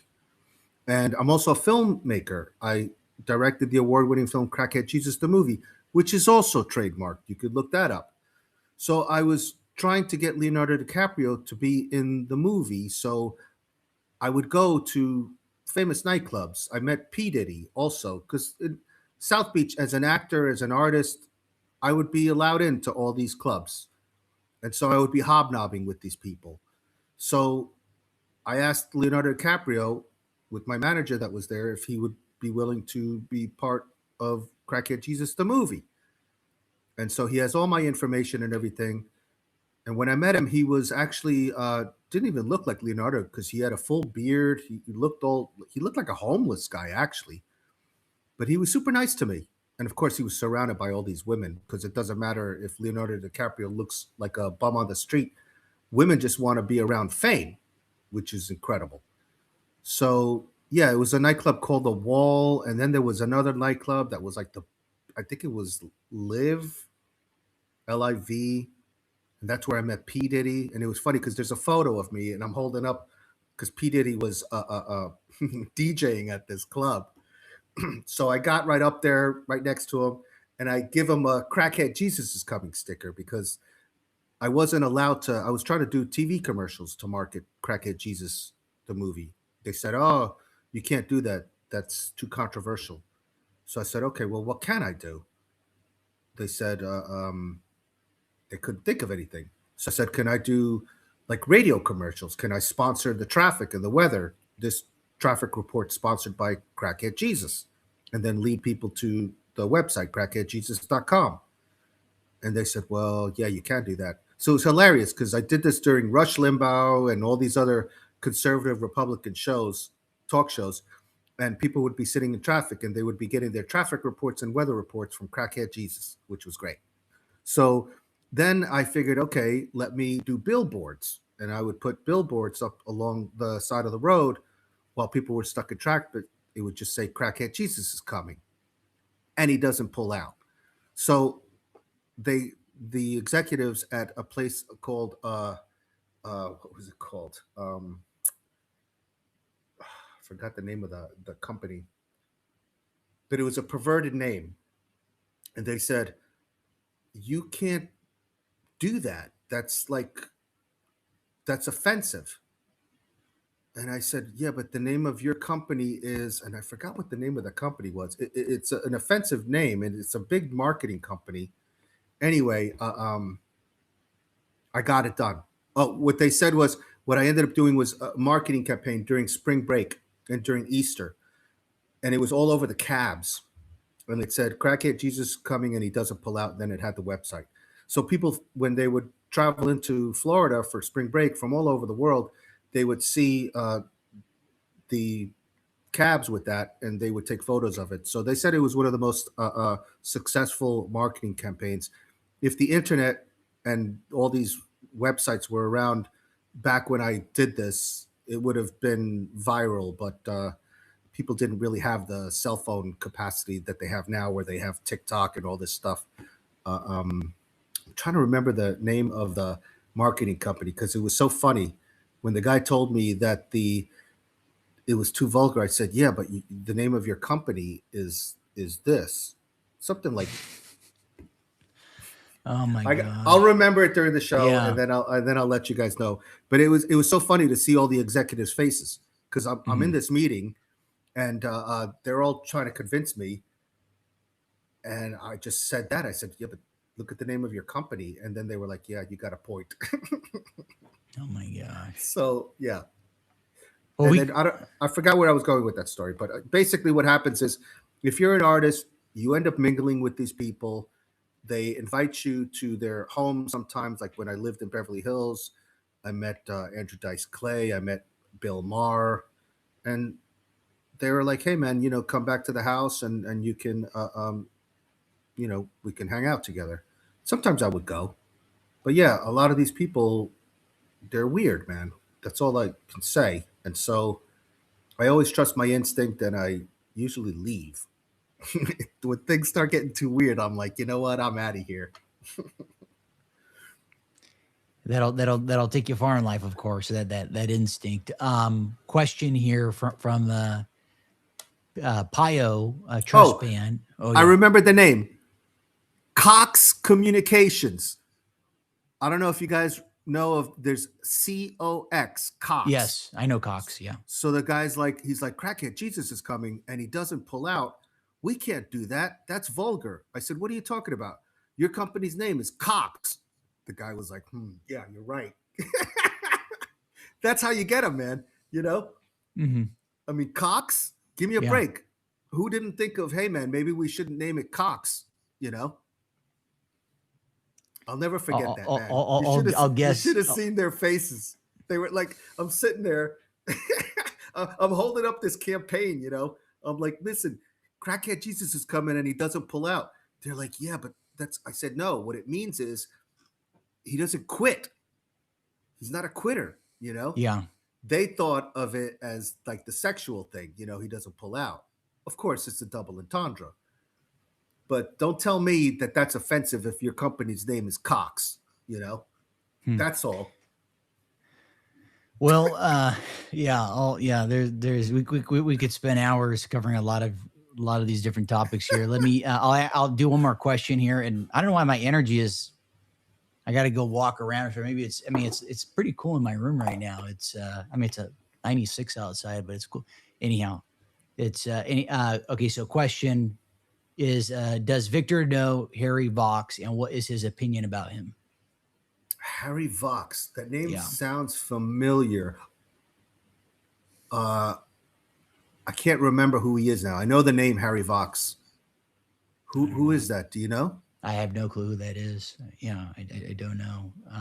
Is he a singer or is I'm he? actually have it pulled up right now. It looks like he has a Odyssey channel, about 3,800 subscribers. He's got longer hair. I've never heard of him. So okay. He might be someone you might be interested in having on or talking to.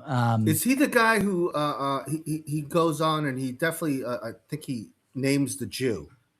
If Yeah, I that's think so. that Yeah, guy, yeah, if that's that guy, I've invited him on my show a number of times. I've never heard back from him, and I interviewed someone who knows him and asked her to put me in contact with him, and still haven't gotten in contact with. Yeah, I think I know who you're talking about. Harry Vox. He is unashamed. He's a musician as well, so he is in a band. But I respect his work. I think he's got guts, and he's welcome on the show anytime. If any of you can put us together, feel free. My email address is vhviipress at msn.com. There's a question here about what you think about Michael Yon's cooperation with Alex Jones, why he is doing that. You can go to my Rumble channel, Victor Hugo Art News. I asked him that very question when I interviewed him on Friday, and he answered it. So if you really want the answer to that, like I said, go to my Rumble channel on Victor Hugo Art News. I just posted that a couple of minutes before coming on this show, and he lays it out for you exactly what he's doing on Alex Jones. Because during my live stream with him, somebody in the audience said Michael Yon is not to be trusted. He's a shill. He's a controlled opposition. He goes on Alex Jones's show, and I asked Michael Yon that question straight up. And again, the reason why I do this is because you could tell a lot by the people's expressions. And I welcome questions from the audience that are hard hitting like that because you are part of the show. So when I ask guests questions from the audience that are not easy to answer if you're a liar, they expose themselves. In the case of Michael Yon, he answered it perfectly. I believe him. I respect his answer. And if you want to know, hear it from him. You can find it on Victor Hugo Art News on Rumble. It's right up there. I just posted it a couple of hours ago. Oh, you beat I me to it. res- I was good. I respect Michael Yon. I think he's one of the good guys. Yeah, I do too. I do too. I feel like anybody with a massive following, I'll just say an arbitrary number. Let's just say, a couple million, a million plus. Yeah, I'd say if you have pretty much over a million followers / subscribers, you are not over the target. You are not covering truth. You might be covering some partial truths. You might be kind of probably giving little appetizers, but you are definitely not doing it because as I shared with my folks this past weekend, I said, do you really think they're going to have somebody with 5 or 6 million views, former CIA, former been on TV, former ex-military, whatever? Do you really think they're going to have you? The powers that be are going to let you have a platform, to have a large platform like that, espousing truth? Of course not. They're going to shut your ass down in a heartbeat. You're going to be shadow banned. Your sponsors gone completely. So anybody that is remaining, that is part of it, they're either gatekeeping information or they're completely avoiding such topics, which is doing you, the viewer, a disservice because you are totally bereft of other points of view. You're not given the full scoop on things, and you stay stuck in the matrix, like the blind leading the blind, or they're part of the Project Pogo / Controlled Op Limited Hangout. That's how I look at it. That is to me the litmus test because like people espousing truth, they are not known. They're people that are not known. I mean, look how hard it is for people to even find us or find information. It is not abundant. It's done that way for a reason. So, but a lot of people don't know that. By the way, I think that's going to change because as more people wake up, and I'm noticing, I don't know about you, but as shadow banned as my channel is, the numbers are going up. They're not going down. Somehow people are finding out through word of mouth, which cannot be censored. I hear reports from people telling me that they were standing in line at the grocery store and the person in front of them at the checkout counter was watching my show on their cell phone. And then the person was like, "Hey, listen, you watch Victor Hugo too?" And he's like, "Oh, yeah, man, I watch every show." And then I had another guy tell me that he was in the middle of nowhere. His car was stuck. He called AAA. AAA showed up. They towed his car, and he was in the passenger seat with the tow truck driver. And he was listening to my show on the radio. And then they had a whole conversation like, "Oh, man, how did you hear about Victor Hugo?" And then one time I called a 1-800 number to ask for help with the bank and stuff. The person who answered the phone, as soon as they saw my name pop up, they're like, "Oh, you're Victor Hugo. I listened to your show." How the heck is it possible that with supposedly 6,000 subscribers, I'm able to reach a guy in the middle of nowhere in a AAA tow truck, some dude in a grocery store, and I'm calling a 1-800 number and they know who I am? Give me a break, man. This is ridiculous, people. We are reaching millions of people. And then once the algorithms get fixed and they stop shadow banning us, we're going to reach a lot more because people are waking up and people are sharing this through word of mouth, which cannot be censored. So it's you in the audience, you're the ones who make the difference. And a lot of you don't think that what can I do? What can I do? You know what you could do? Download this show, upload it to your channel, share it, grab the link, put it on your Facebook page, put it on your X page, put it on your Instagram, put it on wherever. You are part of the solution. And once you realize we've got a problem and that you can actually make a difference, then they're beaten. That's the thing. There's too many people who are like, I don't know what to do. I don't know what to do. Hit the like button, you know, uh, download this show before if they censor it. At least you'll have a hard copy, and then post it wherever. There's sites on the internet you can download this stuff. There's like a YouTube downloader. That's how you fix this, people. You're part of the solution. You have more power than you think. Absolutely. Well, I enjoyed our conversation. We have these very I feel like it's very organic, very conversational, good flow, covering different topics. I appreciate everybody who watches, who has been following the work for some time, as well as Victor's. So you are appreciated, and once you're exposed to this stuff, you just can't look at it the same way again. And I always tell people, I said, hey, look, I don't pretend to feel like I have it down or whatever. Not at all. I just know enough to know that whatever is being put out there by the institutions or by media and all that, I know it's not to be trusted. So, and it's up, and of course, it's up to you if you have the time to go down these rabbit holes and go do your own homework, your own research. But I don't know if anybody can fully understand what is going on. I am of the opinion that there are people up in the apparatus that they do know what's going on. They have a good take on it. But I'm just like anybody in terms of piecemealing it together. And I'll just share some of the books that I have that I think are interesting. I know you touched on Leo, so I do have some of Leo's works. This is one of them. Makia Freeman's another great one. Let's see. That is an interesting part that Christian just came across a lot of this information. Yeah. Most of this stuff I wasn't aware of prior to really a year ago. Okay, another. I know you're gonna another Leo book. Yeah, I haven't. That's okay. Listen, I got no problem with Leo. Yeah, he's welcome on my show anytime. He does talk about the Sabbatine Francis. This is the Sabbatine Francis book, and then this is the Jesuit, and then this is another book I picked up. I haven't finished reading it. Sparky, Surviving Sex Magic. It's crazy, man. I mean, all these people that are in the occult, they're all into the sex magic. They're all into doing people from behind and releasing some Kundalini, whatever. I mean, they're into this shit, which is crazy. And these are all the big names, all the big name people. They're all doing this stuff. Well, it's true. Goes back. Yeah, it is. It is true. It goes back to Babylon or Egypt. Yeah, there's something. Yeah. It's sex is a very powerful weapon. Yeah. And so that's why they don't want you to love, because love is the ultimate. And so what they do is, unfortunately, they totally manipulated that, they put it to the dark side. But yeah, the whole sodomy thing, it's weird. Impacts the spine. That's why they do it to the children before they're a certain age.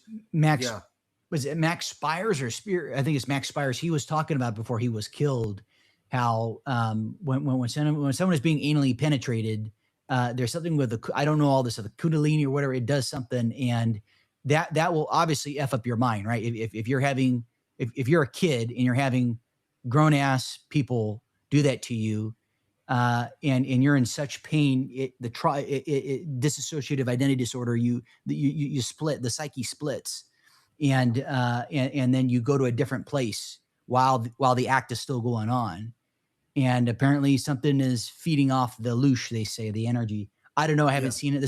I'm just sharing with people what I've learned. But yeah, it is crazy to me that people are engaged in this. I did show John Hamer's work. Should have him on if you haven't. Okay, he's great. This is a good book. And then I just are there any questions? Are there any questions that you would have liked to have asked John Hamer that you suggest I ask him? Oh shit! I need to give that some thought, candidly. Yeah, I would need. I'm having Flat Earth Dave on tomorrow. I think you have had him on. Yeah, ask him. Let him know. I'd like to have him back on my show. I'm going to send him the invite. I think he's aware of this already. Mm-hmm. You can ask him. Why is James Fetzer your hero? Sure. I've been asking him about that, and I want to have him on the show to ask about that. So James Fetzer, he says he's his hero. Gotcha. That's the guy who says I'm 87 years old and that I have had several facelifts and Botox. And I'm like, wait a minute, man. He's been caught with so many lies. He's also the guy who is claiming that I'm stolen valor, that I'm not a veteran, that I should be arrested and all this stuff. So I'm like, Flat Earth Dave, man, do you realize by saying he's your hero, you're discrediting yourself? Because, I mean, are you aware of this? So anyway, I've had him on my show a number of times. I consider him a friend. but I gotta call him like I see him, man. You know, like Yeah. if you started saying some ridiculous stuff, Christian, I'd invite you on my show and say, okay, what's going on, Christian? What are you talking about here? You know, Yeah. that's how we have to keep it real, folks. You know, Yeah.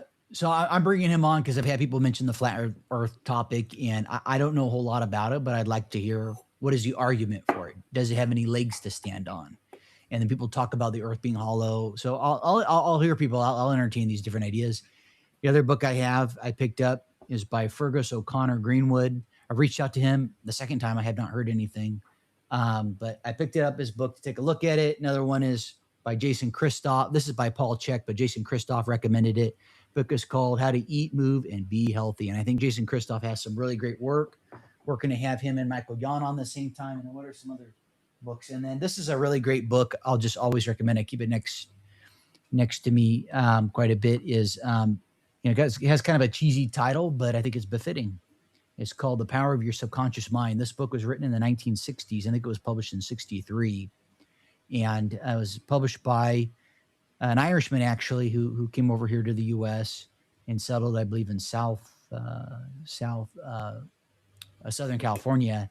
And this is a great book for anyone who wants to learn about the power of your mind. And I am reminded that we all have a supercomputer, and whatever we're exposed to, whatever we hear, the beliefs we have, literally shapes our reality, and how you could change yourself quickly. And another thing I think is profound, I think I've pondered on it quite a bit, is that everything in our lives, the good, the bad, the ugly, fill in the blank, where we are with relationships or financially or a given area we're trying to work on, is a result of our own doing, whether we choose to accept it or not.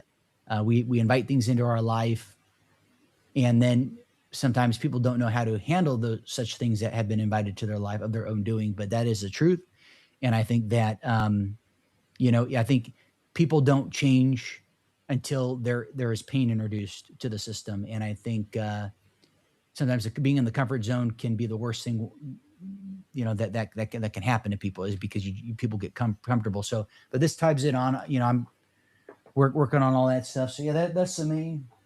Those are the main books. I have a lot of books that I haven't read. I just buy them to support the authors, and I try and read through it when I can. But I was going to yeah, say, are you a speed reader, or are you able to digest? Because that takes a lot of time to read all yeah, those books. yeah. I don't read every word. I was working on a master's program in history, and I learned a lot how to like scan a book, how to read it, how to just because you do a lot of reading for anything in a history kind of thing. So I don't read every word. I scan it. I'm able to just scan quickly the pages that I feel are pertinent, and then actually a great way to read a book for those tuning in, if you want to read a book quickly, is to just go to the back of the book, go to the index, and the index will let you know all the main things, the main core meat and potatoes that are being espoused in that work. And then if you want to understand the author, not don't, obviously you can look at their footnotes or their bibliography, their references, but check those references out if you want to. Not everyone has the time. Those are different ways to critically think and evaluate the book. But no, I don't read it word for word. But I skim through the pages, and that's how I read. Yeah, I don't read. Yeah, yeah. I mean, this is over 2,000 pages here. I've become increasingly busy in recent times, but Holy cow! oh yeah, Yeah, I have a lot of books, but again, I go through it. I go through what I can, and I love reading about these esoteric topics and the power structure, and just alternative takes on things. And so yeah, that's what I do. But at the end of the day, I only have so much time in the day, like everyone else. We all have 24 hours. Is what do we do with those 24 hours? And yeah. so I don't even yeah. have time to watch movies that I've got to catch up on, like The Hunger Games. Everybody tells Hmm. me I got to see The Hunger Games, and I have that, but I Yeah. haven't had time to get into it. I'll tell you, the behind the scenes, these shows take a lot of prep, because you got to understand who your guest is so that Yep. you can ask them questions. So you got to do research on the guests, and then you got to. I'm a one man show, so I have some help from Jane Ava Tracy, who helps me out in getting guests on the show and inviting them on the show. But then I have to build a relationship with the guests, because you can't just like invite them and then never talk to them again. You Sure. you want to build a relationship with them. And then I also have to like actually live. I have to go out. I have Yeah, to enjoy the day. So yeah, it's a lot of work. And sometimes I do 2 to 3 shows a day. So sometimes I do even absolutely. 4 shows a day. So and then these are like 3 hour shows. So this is my Yeah. full time gig. But yeah, thank you so much, Christian. I think you're doing a great job. I love how sincere you are. It shows. I think your audience appreciates that too. And I hope that you don't get corrupted because this is a very easy genre to get corrupted in. They're going to tempt you with the fame and the fortune, but realize we're surrounded by sharks and backstabbers. So hopefully you won't learn the hard way, but you Well, may have to. that's why I have other means of keeping myself going without being reliant upon sponsors or other parties, so to speak. And then what was I going to add? And I definitely don't care about. Actually, don't even care if. I know it sounds kind of counterintuitive, but I really don't. I don't have any interest in being known, and I have entertained and continue to entertain the thought of gradually retiring from this. I don't know when, but I do entertain it. Candidly, I don't. Um, yeah, yeah, I'm collecting my thoughts here. Yeah, I don't know how I feel about just being in the public world, you know. I look But forward to yeah, performing again as an artist on stage with musicians. That was my favorite. I love that. The energy of doing that. I'd like to go back on tour. I used to tour with bands and stuff, and that was great. So I still have the energy, I still have the capacity, but right now the world needs the truth, and that's why I'm doing this show because I have guests like you on who know things and share that with the audience. And really, that's I think the medium of this. I call it modern art gonzo journalism because I don't want to be affiliated with these alternative news media podcasters and so-called truth tellers who are all a bunch of liars. So when I say it's modern arcanzo journalism, I mean I'm just having a conversation with Christian White, and the audience are eavesdropping on this conversation. It really hasn't been an interview. We've just been talking back and forth as if we would if you were hanging out here and we were just having, a couple of drinks or whatever. So, yeah, it's a voyeuristic experience, is how I call the show Modern Art Gonzo Journalism, because we just share experiences that we've had. I enjoy this. This is very enlightening and opens my mind to new things. So I hope the audience enjoys it too. So yeah, thank you so absolutely. much, Christian, for having me on your show. I think your audience is great. And thank you to everybody who participated in the live chat. I know we didn't get to all your questions. If you want me to answer some questions, you can always come check out my shows at the Victor Hugo Art News or Victor Hugo Art Channel on Rumble. I do live streams every day, sometimes twice a day at 9 a.m. and at noon Eastern Daylight Time. And I will try to get, or you can email me at vhviipress@msn.com. I check all my emails. And if you're polite and you don't email me with death threats or uh, ad hominem attacks, I will respond to you. But yeah, the love you give is equal to the love you take, people. You love on me, I'll love on you. There you go. And it looks like there was one last question here. Someone was really wanting to know. This is from Northern Hillbilly. The chat keeps moving. Ask him about that cup. I guess there was some cup Oh, that you. yeah, yeah, yeah. It says I love you, but of course, people say that this is proof that I am Illuminati because the cup has the winking eye Oh on yeah, it. yeah, yeah, yeah. Yep. So that's okay. Listen, you could believe I'm Illuminati. You could believe whatever you want. I know who I am. If I was Illuminati, you'd never know who I was because I would be behind the scenes eating babies. This is when the camera glitches, then it shows your reptilian form. Yeah. It's funny because, yeah, the ones who are doing this and they're either shills, controlled opposition, or they're actual real people. like Christian White, Michael Yon, and myself. But again, I always tell everybody, beware who you trust. Be careful who you trust. Doubt everything. Do your own research, folks. But yeah, it's just the cup. I need something to drink my coffee with. I might as well let the audience know I love you. And then I goof on people with the Illuminati eye and the so-called Kabbalah, which is actually the Moby. I needed this to get into the Moby concert. So have fun, folks. Have fun. If you want to goof on me, goof on me. Sometimes people make satirical videos about me, and if they're funny and they're good, I'll play them. You have to have a thick skin Oh yeah. in this arena. Oh yeah. Oh If you yeah. take everything personally, you'll go crazy. Oh yeah. 100%. 100%. Well, I'm going to get back to my Illuminati handlers here. I've got, I was going to say something else. Never mind. But all right. Well, be well. We got to do the Illuminati sign off handshake. Yes, Masonic, of course. There you go. Get some adrenochrome here later to refuel. All right. Well, I'll let you go here.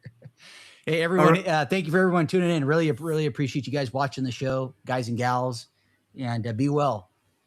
Take care. I'm looking at more of the chat here. It looks like we're okay. Signing off.